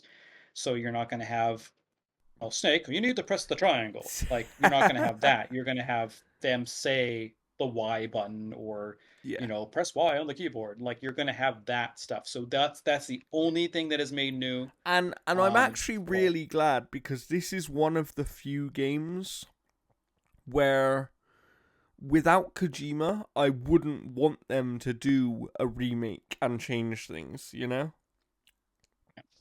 so that looks really, really good. Become a villain in Sea of Thieves. So season 13 showed off their trailer there. Flintlock: The Siege of Dawn. That game looks really, really And it's fantastic. coming We're definitely soon. going to be covering that. It's coming soon. Age of Mythology Retold, not my thing, but if people really love that kind of like Age of Empires, but Greek mythology, that stuff, or actually all sorts of mythology, And that's actually all over coming the place. much sooner than I thought as well, because that's September the 4th, and it is coming day one to console as well as PC, which doesn't normally happen with this kind of game. They normally come to PC first, like with Aura History Untold, which is coming at some point this year. which is a RTS game, that's coming to PC first and then coming to console later. The same thing happened with Age of Empires 4. So I was really, although Age of Mythology is probably one that I won't play, I was really happy to see that it's actually coming to console on the same day. That's really good. We finally got gameplay for Perfect Dark, which almost has immersive sim kind Yeah. of vibes to it. It Um, to me the two things that came to mind were Mirror's Edge and Hitman. I was like, this is basically Mirror's Edge and first person Hitman, and I am so down for that. Like, the traversal yeah, it looks looks good. great, the combat stuff they're doing looks great. I'm really glad they showed it because obviously it had no date, so it's probably a 2026 game, I would imagine. Um, but I think that they have settled the nerves because there were obviously some reports of, oh, this game's struggling. And when you hear this kind of stuff, I think people jump to It conclusions. could it could still be because like just because you see a vertical slice of a game doesn't mean that they like literally like broke their fingers Yeah. making that happen, right? Absolutely. And the other thing is, it doesn't mean the game will have no issues, but I think it at Yeah. least gives people hope of, okay, now we can see what you're actually trying to do with the game, so we'll give you time to go and do that, you know? Whereas I think when you've seen nothing, people always have these questions of, why haven't we seen this game? What even is the game? Because we have no context of it, really. And I think they've kind of satisfied that for sure. We saw the opening trailer or opening story cutscene for Diablo 4 Vessel of Hatred. This looks fantastic. This is a continuation of the story threads from Diablo Yeah. 4. I'll It absolutely be looks playing really this. good. Oh, 100%. They showed off more for Fable. I would have preferred uncut gameplay for like 5 or 6 minutes, but they showed another trailer that's kind of showing that humor and And showing there some of the was story. absolutely gameplay here. Like, I know that last Yeah, time people questioned whether it was or yeah, not, and I think that now we've seen it for a second time and even more of it. This is yeah, gameplay. This is gameplay of this yeah. game. Like, I just want to see like the running around and attacking and the UI elements and stuff like that. yeah, That's what I want to see the next time they for show it off. sure. They have to.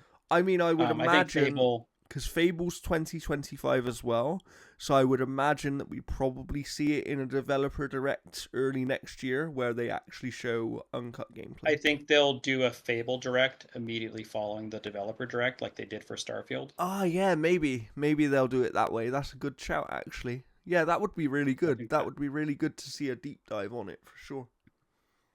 Um. All right. So let's see here. Concord died, so Fragpunt could live.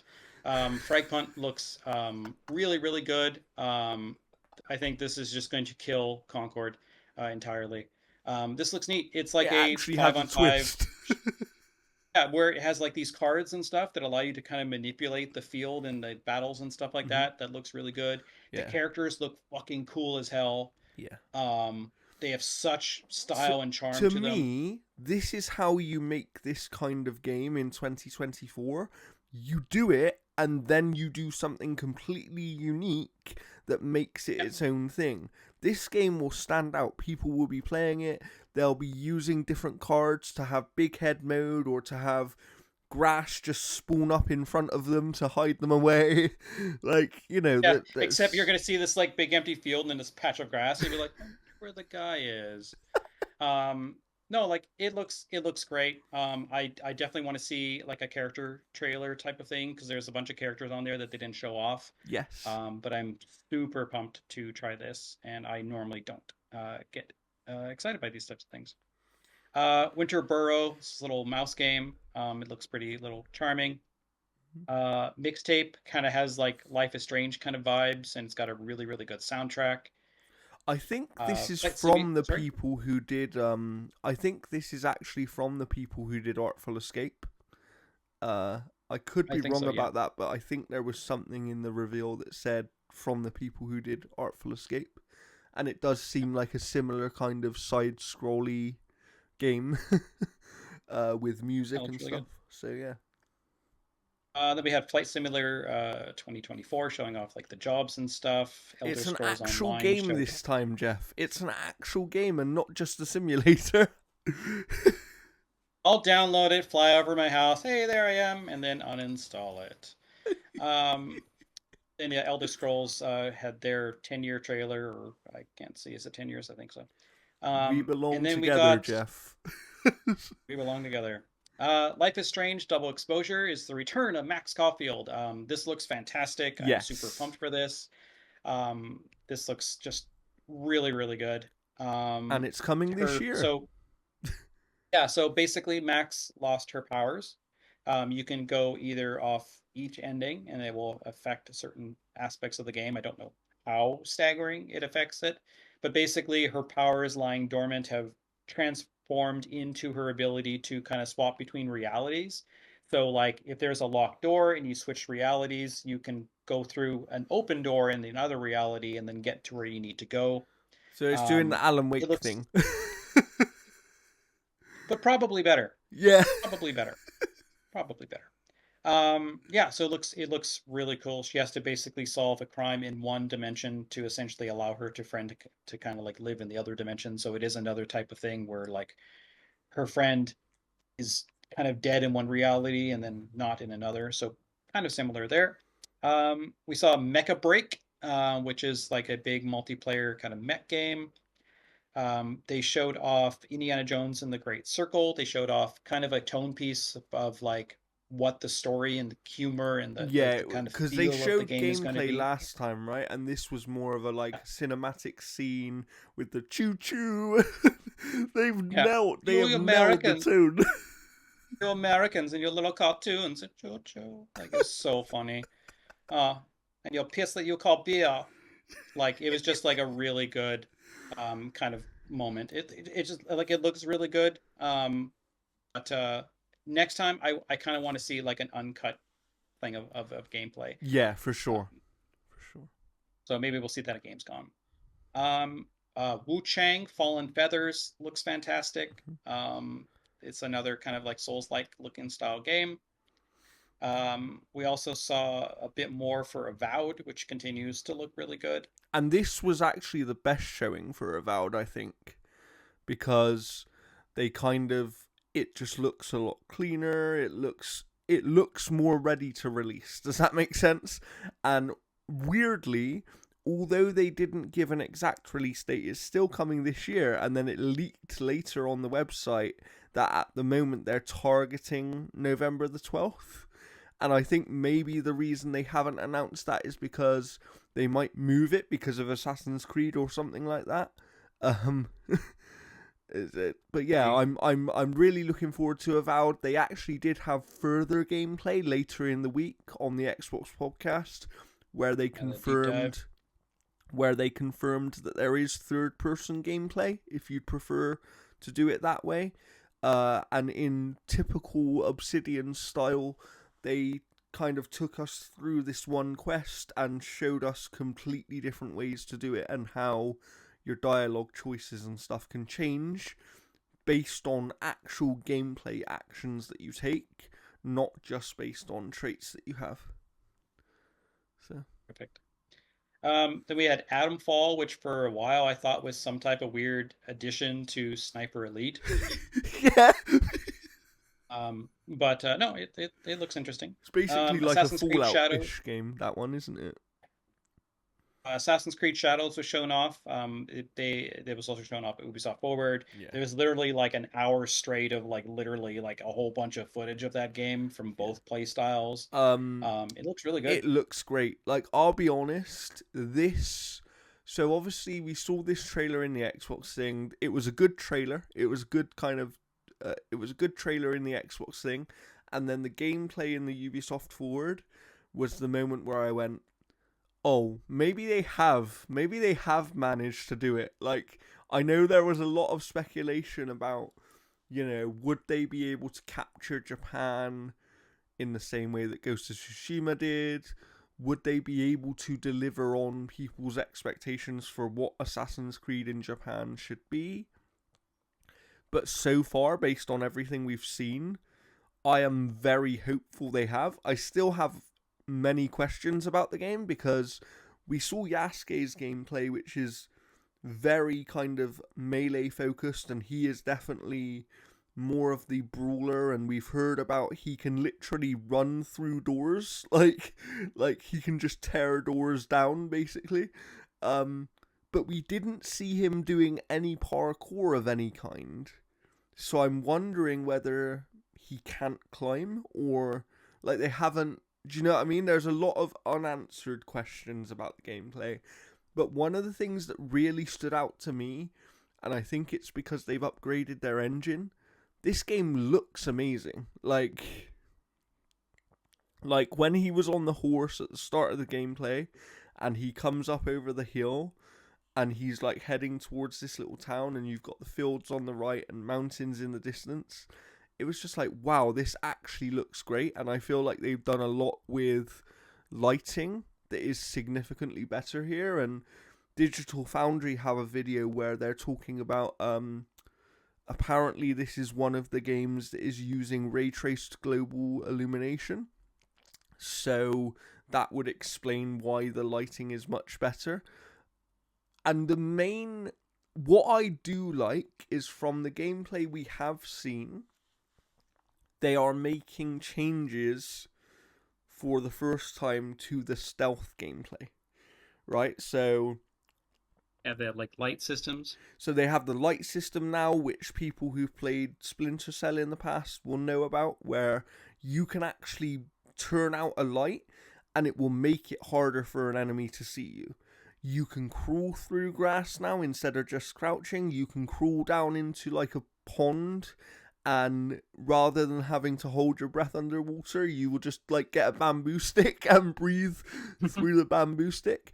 And one of the most interesting things to me, which they didn't show but they talked about, was the game has completely dynamic seasons and also dynamic weather things. So, for example, the mission they show in the gameplay is like you've got this pond, right? But in the winter season in the game, if you did that mission in the winter, the pond would be frozen, so you can't go down into the pond and do it the way they did it. It's a good reason. It's a good way that they have it in Japan for that. Because if the game took place in Alberta, you would be in the pond and it would freeze while you're in it, and then thaw out as you get out. That's how our weather works here. So I'm really, really excited for this game now. I hope that they deliver on what they're showing so far. But I would say that between this and Star Wars Outlaws, Ubisoft look like they're going to have a very strong year this year. They showed off more footage for Stalker 2: Heart of Chernobyl. That game continues to look amazing, especially with the hardships that the team has faced. So that game just looks great. Xbox then also doubled down on their kind of commitment to like backwards compatibility and game preservation by launching a whole bunch of digital new Xboxes. So they had that trailer. Then we got the last trailer of the day, and that was blew Gears everyone away. E-Day. So this is a prequel. This is basically like kind of based off like the novel of E-Day in a lot of ways. This is a long requested video game, right? My take on this is that this is going to tell critical story moments that are going to be required for Gears 6. And instead of it just being a flashback or something like that, it's going to be its own game. Yeah. Just because again, like Gears 6 has like some amazing ties to kind of like the history of Gears. So. And my take on this, to add on that, is also that the Coalition has new leadership now because Rod Ferguson left to go to Blizzard and do Diablo. And I think that they're doing a very smart thing, which is reinvent Gears by going back to what Gears was before, which is a darker tone. I love the fact that this trailer was a callback to the Mad World trailer, and they actually had the Mad World music. That like genuinely was a moment in my brain, like I lost my mind when I hear. Do you know what I mean? And it's they've spoken a little bit about it on the Xbox blog and things, about how they are going back more towards that darker horror tone, more serious themes. Even though there were serious themes in Gears 4 and 5, it had this almost like buddy cop nature to it to a certain degree, with moments in the game. And the original Gears trilogy, for people who haven't played it, was always a bit more serious. It was always a bit darker and a bit like that first game in particular was genuinely scary at some points. Like they were trying to scare you. They wanted you to be scared of these enemies and this force that you were facing. So I'm really excited for this. And I know that Tom Warren said in the days after the reveal that this game might be much closer than people think it is. Um, Based on what he's hearing, because people have obviously speculated like this game probably isn't next year, but the way he's talking is it might be next year. Like, so it's going to be interesting to see how they handle that.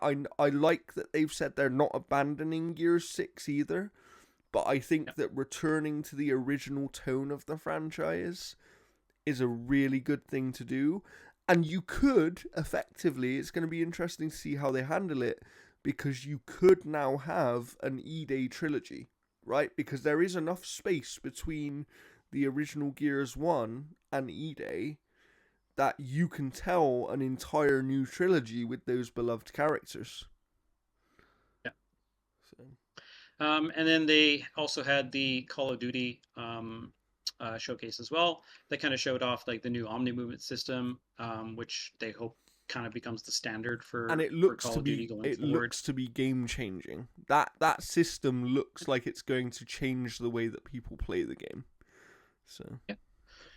No, it looks fantastic. And again, you can check out all the trailers and showcases on Analytic Gaming. and We've they got did that and they all there did for you. confirm as well, for everyone who didn't know, that Call of Duty Black Ops 6 will be day one on Game Pass, and it's coming out in October. So if you're someone who only plays Call of Duty for the campaign and you can't justify the price, when you know a lot of people feel like they can't justify the price just for the campaign, there's now a much more affordable way for you to play it. And they did show a campaign trailer, and this one looks very interesting. So yeah. But Oh, for sure. we did have another showcase to talk about. We did. All right. So this one's not in order. So they showed off The Legend of Zelda Echoes of Wisdom, which is a Zelda, and I mean that literally, led game. I'm surprised they didn't call this The Legend of Link, just because That would have of been how funny. that works. But basically, you play as Zelda. She has like a staff that allows her to kind of like pull in resources and objects from like I guess like blueprints that she essentially gets, and she can like place tables and water and all sorts of things into places that allow her to progress. It looks very similar to the Link's Awakening remake in regards to that kind of art style. So yeah, it looks interesting. Like I don't know if it's the type of thing that I'm going to be checking out, just because like it doesn't look like it scratches the itch for me for what I like in Zelda. But the Switch Lite that got announced with it looks incredible. We also saw Metroid Prime 4 finally shown off with a release to window of next year. Looks great. Um, It looks really good. It kind of gives me Halo Combat Evolved kind of vibes to it. Yeah, yeah. I didn't think of it And that way, but yeah, apparently it does. the main bad guy in this is from Federation Force or something like that. Okay. So it's kind of pulling from different aspects of kind of Metroid's past. But no, it looks fantastic. It really does look good. They opened the show with Mario and Luigi Brothership, which looks like an interesting take on the Mario and Luigi series. I find it very weird that just a couple years ago they literally like shuttered the team that made the Mario and Luigi games, and suddenly we have this. So I don't know who's actually developing it, but it's very interesting that you shutter the team that made those games popular and then release a brand new one. Yeah, it's weird. So I don't know. It looks good. I think it looks good. I think this is another one where it has the new person as Mario. They announced the Dragon, or they showed off the Dragon Quest 3 HD 2D remake. And then they also announced that they're making the 1 and 2 as one package as well too. So you're going to have essentially 3 games, and they do recommend playing it 3, then 1, then 2, because 3 takes place earliest in the timeline. And that's why they're Um, releasing 3 first as well. so no, it looks really really good. Donkey Kong Country returns HD, so the I think the Wii version of this game with the 3DS levels added into it is being going to be released. Comes out January of 2025. It's Donkey Kong Country. If you like that, it's going to be essentially what you want. Not my thing, but no, it looks good for what people want from it. Then they announced 20-player Super Mario Party in Super Mario Party Jamboree, which looks really good. They actually almost look like they're taking some gameplay elements out of the Mary Kate and Ashley Olsen game on the GameCube, where you're in cars.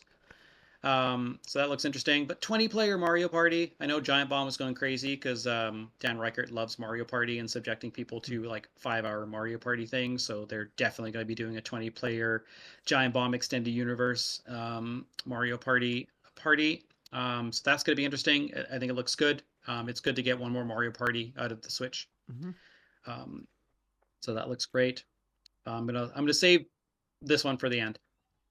Then you have The Legend of Zelda: Link to the Past, Four Swords, Metroid Zero Mission, Perfect Dark, Turok Dinosaur Hunter are being added to Nintendo Switch. They're there. Definitely going to be playing through Metroid Zero Mission. It was the one that I missed. I played Fusion, but I didn't play Zero Mission.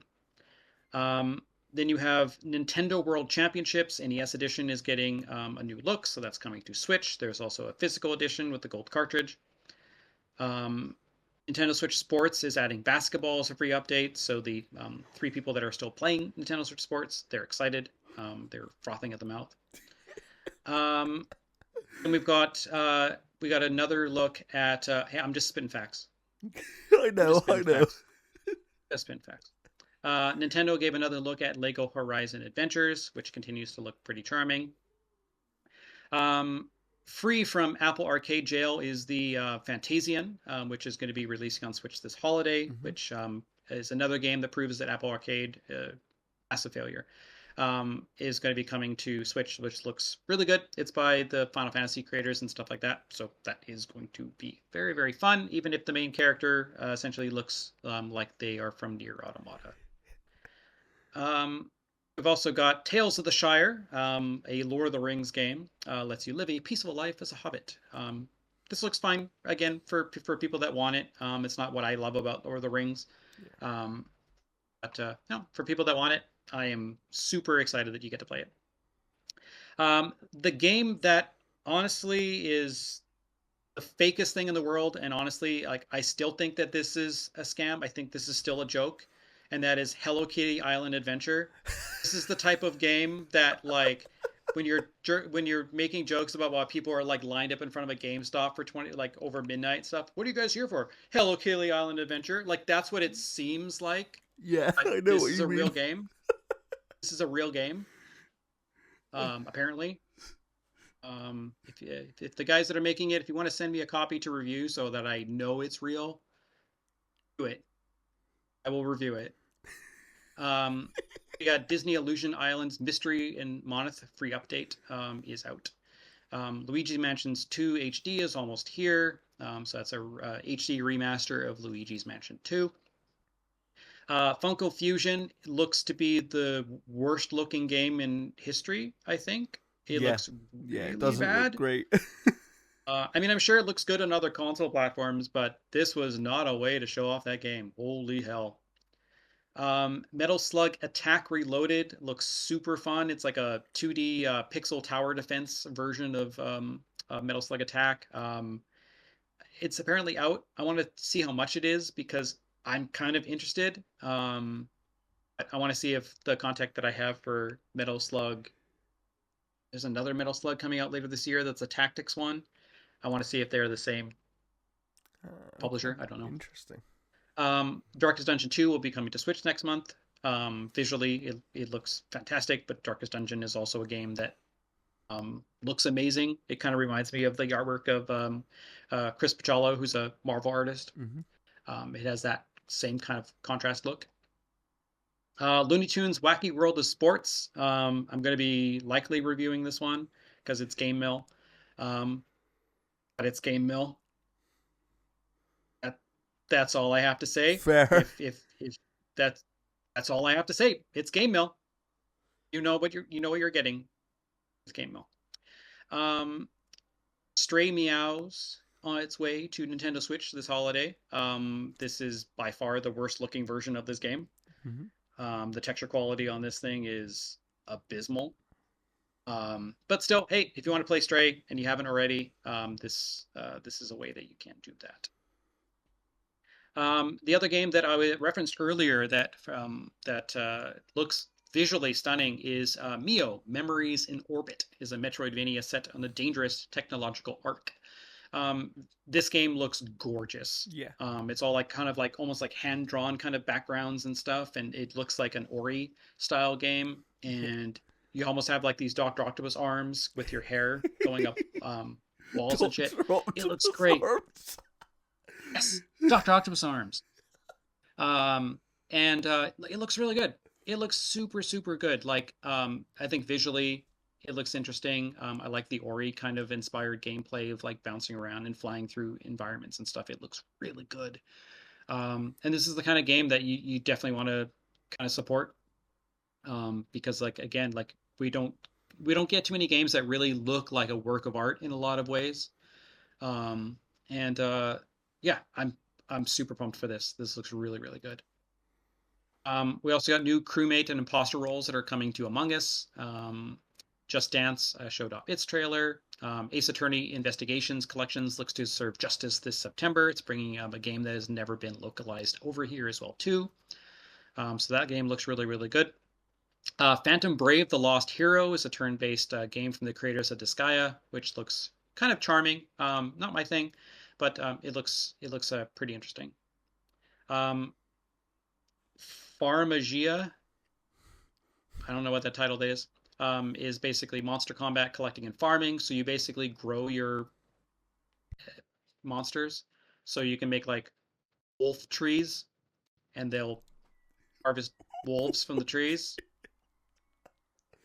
So if you're in an orchard, and you're looking to like, hey, those apples look great, and then you look at the tree next to it, and it's got wolves. Fair. That's what that is. I Um, guess Nintendo is the land of weird, right? it's the land of farming games, my friend. It's the land of farming games. The 100 line Last Defense Academy looks interesting. It's from the creators of Danganronpa, and if you know what Danganronpa is, you know this game is going to be fucking crazy. Um, so that looks interesting. Romancing the Saga 2, Revenge of the Seven is returning as a full remake. So that'll be interesting as well too. It's got Kenji Ito doing the music as well too. Um, you also get Fairy Tail 2. Like I used to be a Fairy Tail fan. The first game sucked. This one looks like to be another game that I'm not going to be caught up on the anime to play, even though it has gameplay that looks way better than the first one because it's all real time. But there's that one coming out. Denpa Man is a free to play RPG where you must scour radio waves for small creatures. This looks like the kind of game that would have been free on the 3DS for like Street Pass or something like that. Um, it looks fucked up. And the last game that they announced was honestly probably the most talked about and most like scream worthy announcements of probably the entire Summer Game Fest and the entire not E3 season that made Maximilian Dood like scream like a little girl. And it's one of the best reacts that I've ever seen in a game, ever seen in the entire industry. And that is Marvel versus Capcom Fighting Collection, which is bringing Children of the Atom, X versus Street Fighter, Marvel vs. Capcom, Marvel vs. Capcom 2, Marvel Superheroes versus Street Fighter, and Marvel Superheroes, and the Punisher game, which was an arcade game that never saw a port to consoles, all in one package. And that's going to be coming to PS4, Switch, and PC. Um, Now, honestly, this is the type of game that you want to buy physically. Do not buy it digitally, Mhm. buy it physically, because this is the type of game that people are like, they're going to take this away from us at some point. Um, Support this game, show up for this game. Because like I was talking with someone on Twitter and they're like, yeah, they've seen the tournament scene. They know this game's popular. This franchise is popular. Tournament scene doesn't make them any money. Capcom needs to make money. So show up for this game because we want Marvel vs. Capcom 4. We want a Capcom that is riding high But on we making would, good choices. but Jeff, but we would really Yeah. like these games that all released before on Xbox again. That would be great. So the apparent theory that Yes. is running right now that has a lot of credibility is that during the Xbox One days, the framework, MT framework um, compatibility Yes. was not gaining strides anywhere because they had kind of given up on MT framework for Xbox, which is why things like Monster Hunter Stories 1 and 2, which is why the Mega Man Battle Network collection never came to Xbox, is because MT framework compatibility stopped for Yes. Xbox. Yeah. And it's also a reason why there's no native PS5 version as well, Hmm. is because new consoles are not terribly well compatible with MT framework. And they would have to invest a lot of money in making these games compatible with newer consoles and especially Xbox. Yes. So Microsoft's backwards compatibility team was built for this. Yeah. So I'm hoping that Sarah Bond and her, backwards compatibility team is on the phone with Capcom going right now, going, We need "Hey, to sort this we're going out. to help." Yeah. Because if this game doesn't come to Xbox, what the fuck are we doing? Yeah, like Because every like, game in this franchise has come to Xbox. It's never missed the Xbox, right? yeah, So it's well, I mean, to a certain extent, there are some versions that did not come to the original Xbox. They were mm, mostly a PlayStation 1 and PlayStation 2.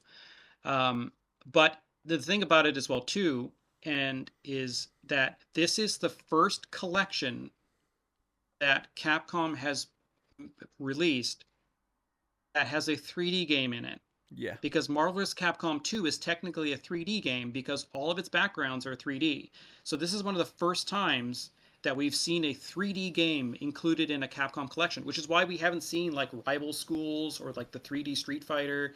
Like those games have just not come because Capcom has not ported a 3D game to a modern console. This is the first time. yeah, Um, but like no, this is super interesting. It was also like one thing I forgot to talk about when they announced the Street Fighter Year 2 thing with the Final Fight characters, is that's the first time in the history of Street Fighter that it's hmm had guest characters. yeah, Marvel vs. Capcom was the franchise for guest characters.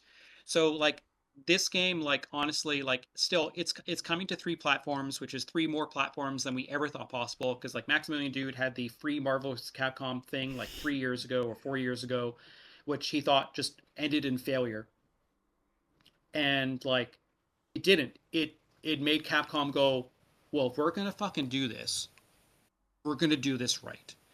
And it has both the American and Japanese versions for pretty much every game. It's got rid of the flashing.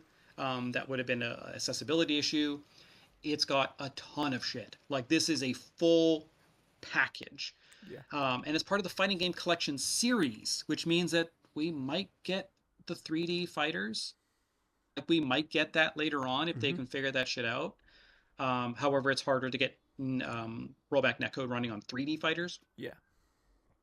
But this collection will also not be cross-platform as well too, so its online will be locked to its specific things. But I really hope that Xbox does something to get this game released on the platform, even if it's later, even if it's like, hey, early 2025, it's coming to Xbox. Yeah, Whatever, I don't care yeah, because yeah. this game is probably 2 months away from releasing. They said sometime in 2024. But I'm definitely going to be getting this game on Switch because I want it portable. I want to be playing these games at work. Um, Oh, I'm super pumped for this. This collection looks incredible. It's everything that we've ever wanted.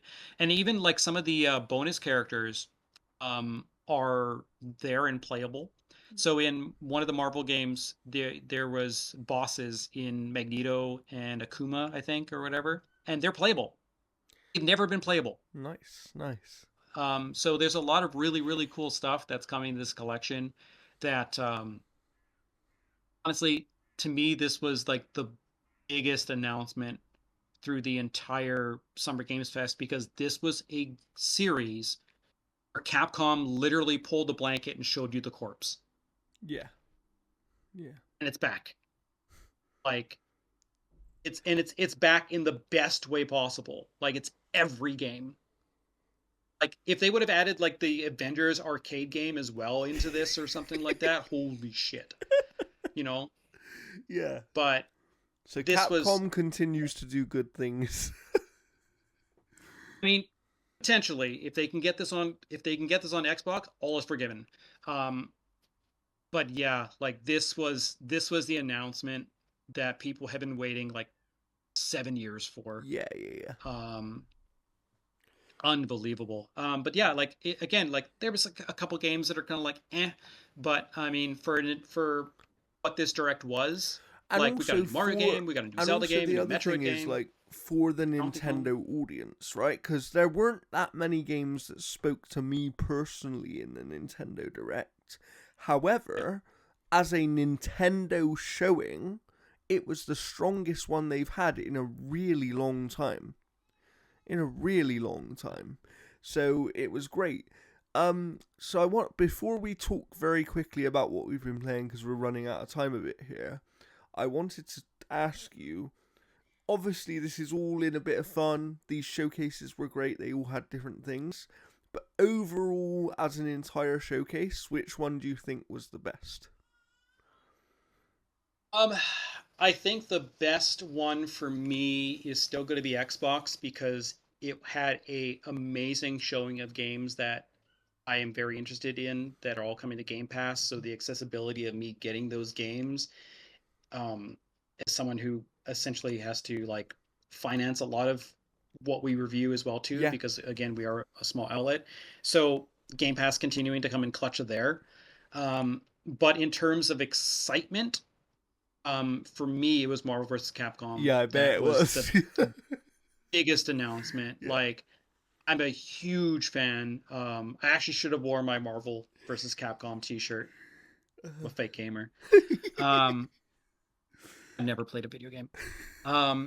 And yeah, like that was amazing. And like I've watched like as soon as I got home, I turned on Max's feed and watched him react to that. And like Nice. honestly, for the next like 20 minutes of that stream, he was just like, I'm so sorry for these games that are being shown right now, but I'm broken. I can't like we have to talk about this. Like it was Yeah. so great. Yeah.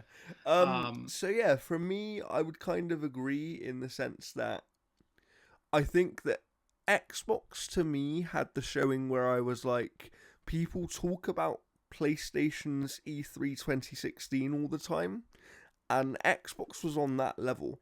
And the reason for me the Xbox showing was on that level is everything apart from maybe two games they showed was something I which had are some level of interest in, right? Um, yeah, and not only that, but they did the smart thing, which they struggle to do sometimes, which is show things that are really soon, show things that are medium term, and then show a few things that are slightly further away that people can be excited about. It was a really balanced show with a high amount of variety where pretty much everything in the show looked good. Even the things that I wasn't personally into still looked like good games. They just weren't for me specifically. Nintendo was kind of the same thing, but they had much less for me and they had less overall, and therefore I would have them in a strong second place. I think Summer Games Fest was what it was. It wasn't a bad show, but it had nothing to really write home about, and if you missed it, you weren't really missing that much. And then obviously PlayStation did do their state of play, which we recapped in the past recently, They had Astrobot. and that was about it, basically. Yeah. No, Astrobot looks good. Like Yeah, it looks really good. Like I'm definitely absolutely. gonna to check it out because it looks charming. Absolutely. So we do have to end here in a few minutes, but I know you've been playing maybe one thing that you'd like to talk about a little bit. So Um, sure. Yeah. So like I'll kind of briefly talk about a second thing as well too. Is like I played the entirety of the Alan Wake DLC. If you've read or I guess like paid attention to the podcast, um, I didn't love Alan Wake 2. Like I just didn't like it at all. Um, so I played through the expansion. I think I beat it in like an hour or so. yeah, it's short, right? It is short.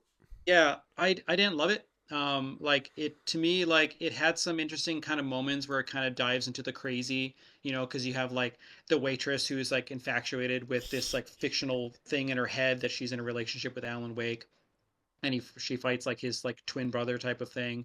I thought it was kind of boring. I think the shooting again, like all of these three expansions, these the three little short stories, are all heavily action based, and the combat in that game is, I think, horrible, and it just doubles down on that so much.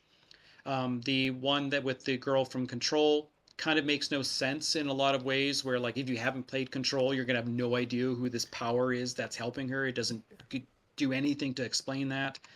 It kind of like both games reuse the asset, or all three things reuse assets of stuff we've already seen, Hmm. so nothing was really created for it. The third thing has Tim Breaker basically going through these little things, and each time he jumps into a new area, it's like a new gameplay segment, which was interesting and kind of neat because he had a comic book based one. He had one which was like a side scroller thing, and those moments are okay, but for me, the whole of it, there was no point to it. Yeah, because this one was kind of like a what if. Um, it They was were kind like of like little mini Twilight Zone things. yeah. And And to be fair, that's kind of what they're meant to be. But I can absolutely understand your point of like like it if just wasn't needed, right? if all three would have contributed to where they're going next, even in the slightest little bit, I would have been more interesting Yeah. because it doesn't set up and anything. It and doesn't make me that's interested for why the and future. that's why to me the next DLC, because we know they have two, there's this one and then there's another one coming later.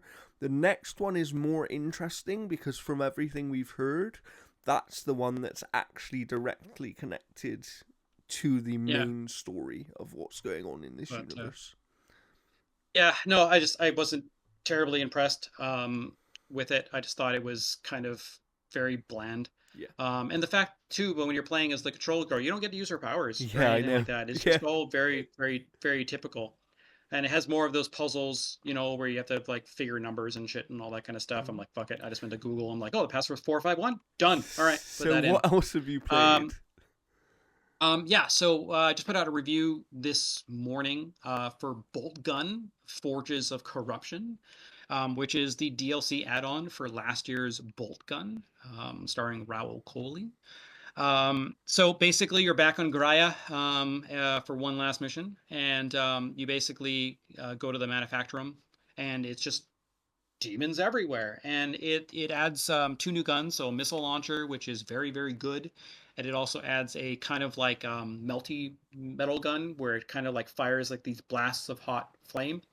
And so any enemies that were normally resurrecting in the previous game, they just get eviscerated.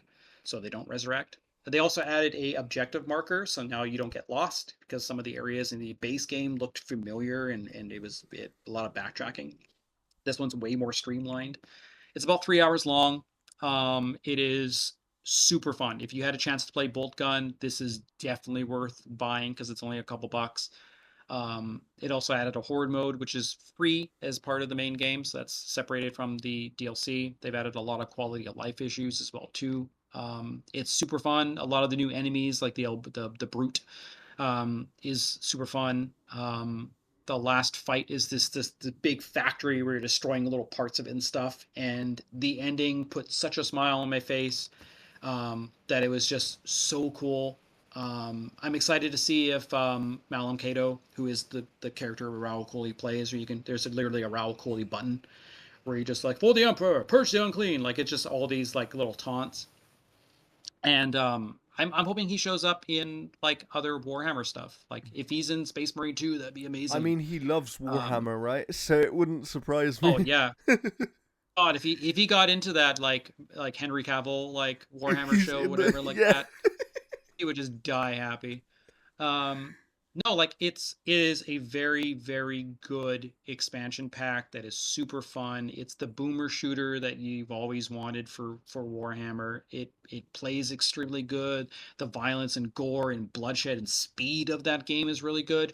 This expansion is better than the main game because Wow. it gets right what makes that game work. It avoids too much of the maze-like busy work, and it just like it has a singular focus of pushing you through. There are little paths here and there to collect keys and all that kind of stuff, but it's laser focus on pushing that experience forward. Yeah, Um, but that's no, true. other than that, like that review came out today. I'm probably going to be putting a review out for Teardown Folk Race, which is like the racing expansion to Nice. Teardown. I don't think the driving is good in that game, but everything else is really neat. So that's going to be coming out. And then a bunch of stuff I've got embargoed that I can't talk about, Yeah. as well as Elden Ring impressions next week. Yes, so we'll have more next week as we always do. I'm not going away, so we will have an episode next week. And all being well, we should actually have a guest, hopefully. But even if we don't, what the plan is for next week is we're going to talk about our half year current game of the year and kind of review the year up to this point as much as we can. Obviously, we won't talk about every single game that's been released, but we'll talk about the major releases and what we're We could excited for coming over the next we few could months. probably like to kind of make it like a meaty kind of topic. I'm almost saying like we could almost do our current top five. Yeah, yeah, we could do. Yeah, yeah. All right, well, look forward to Um, that then. We could do our current top five, which is half of what our list will be at the end of the year, and it will be interesting to see if any of them remain in it by the end of the year. So, you look do forward need to that. you do need to play you do need to play Stellar Blade before the end of the year. Fair, fair. Well, I'll make sure I do that. um, Same. but yes, let's say goodbye for now. But hopefully, look out for a guest on next Wednesday or Thursday, depending on when we can record things. I'm hoping to get the episode to you next Wednesday evening, but that could change. We'll let you know on the Twitter. So please follow us over there. Obviously, our personal Twitters are below. We have the podcast Twitter as well. You can follow us, follow the website. Jeff's got loads of stuff coming. I'm going to be putting out some more news and things, I'm sure. We've always got news to put out as well, so look out for that. But for now, we will see you next time, and it's a goodbye from me.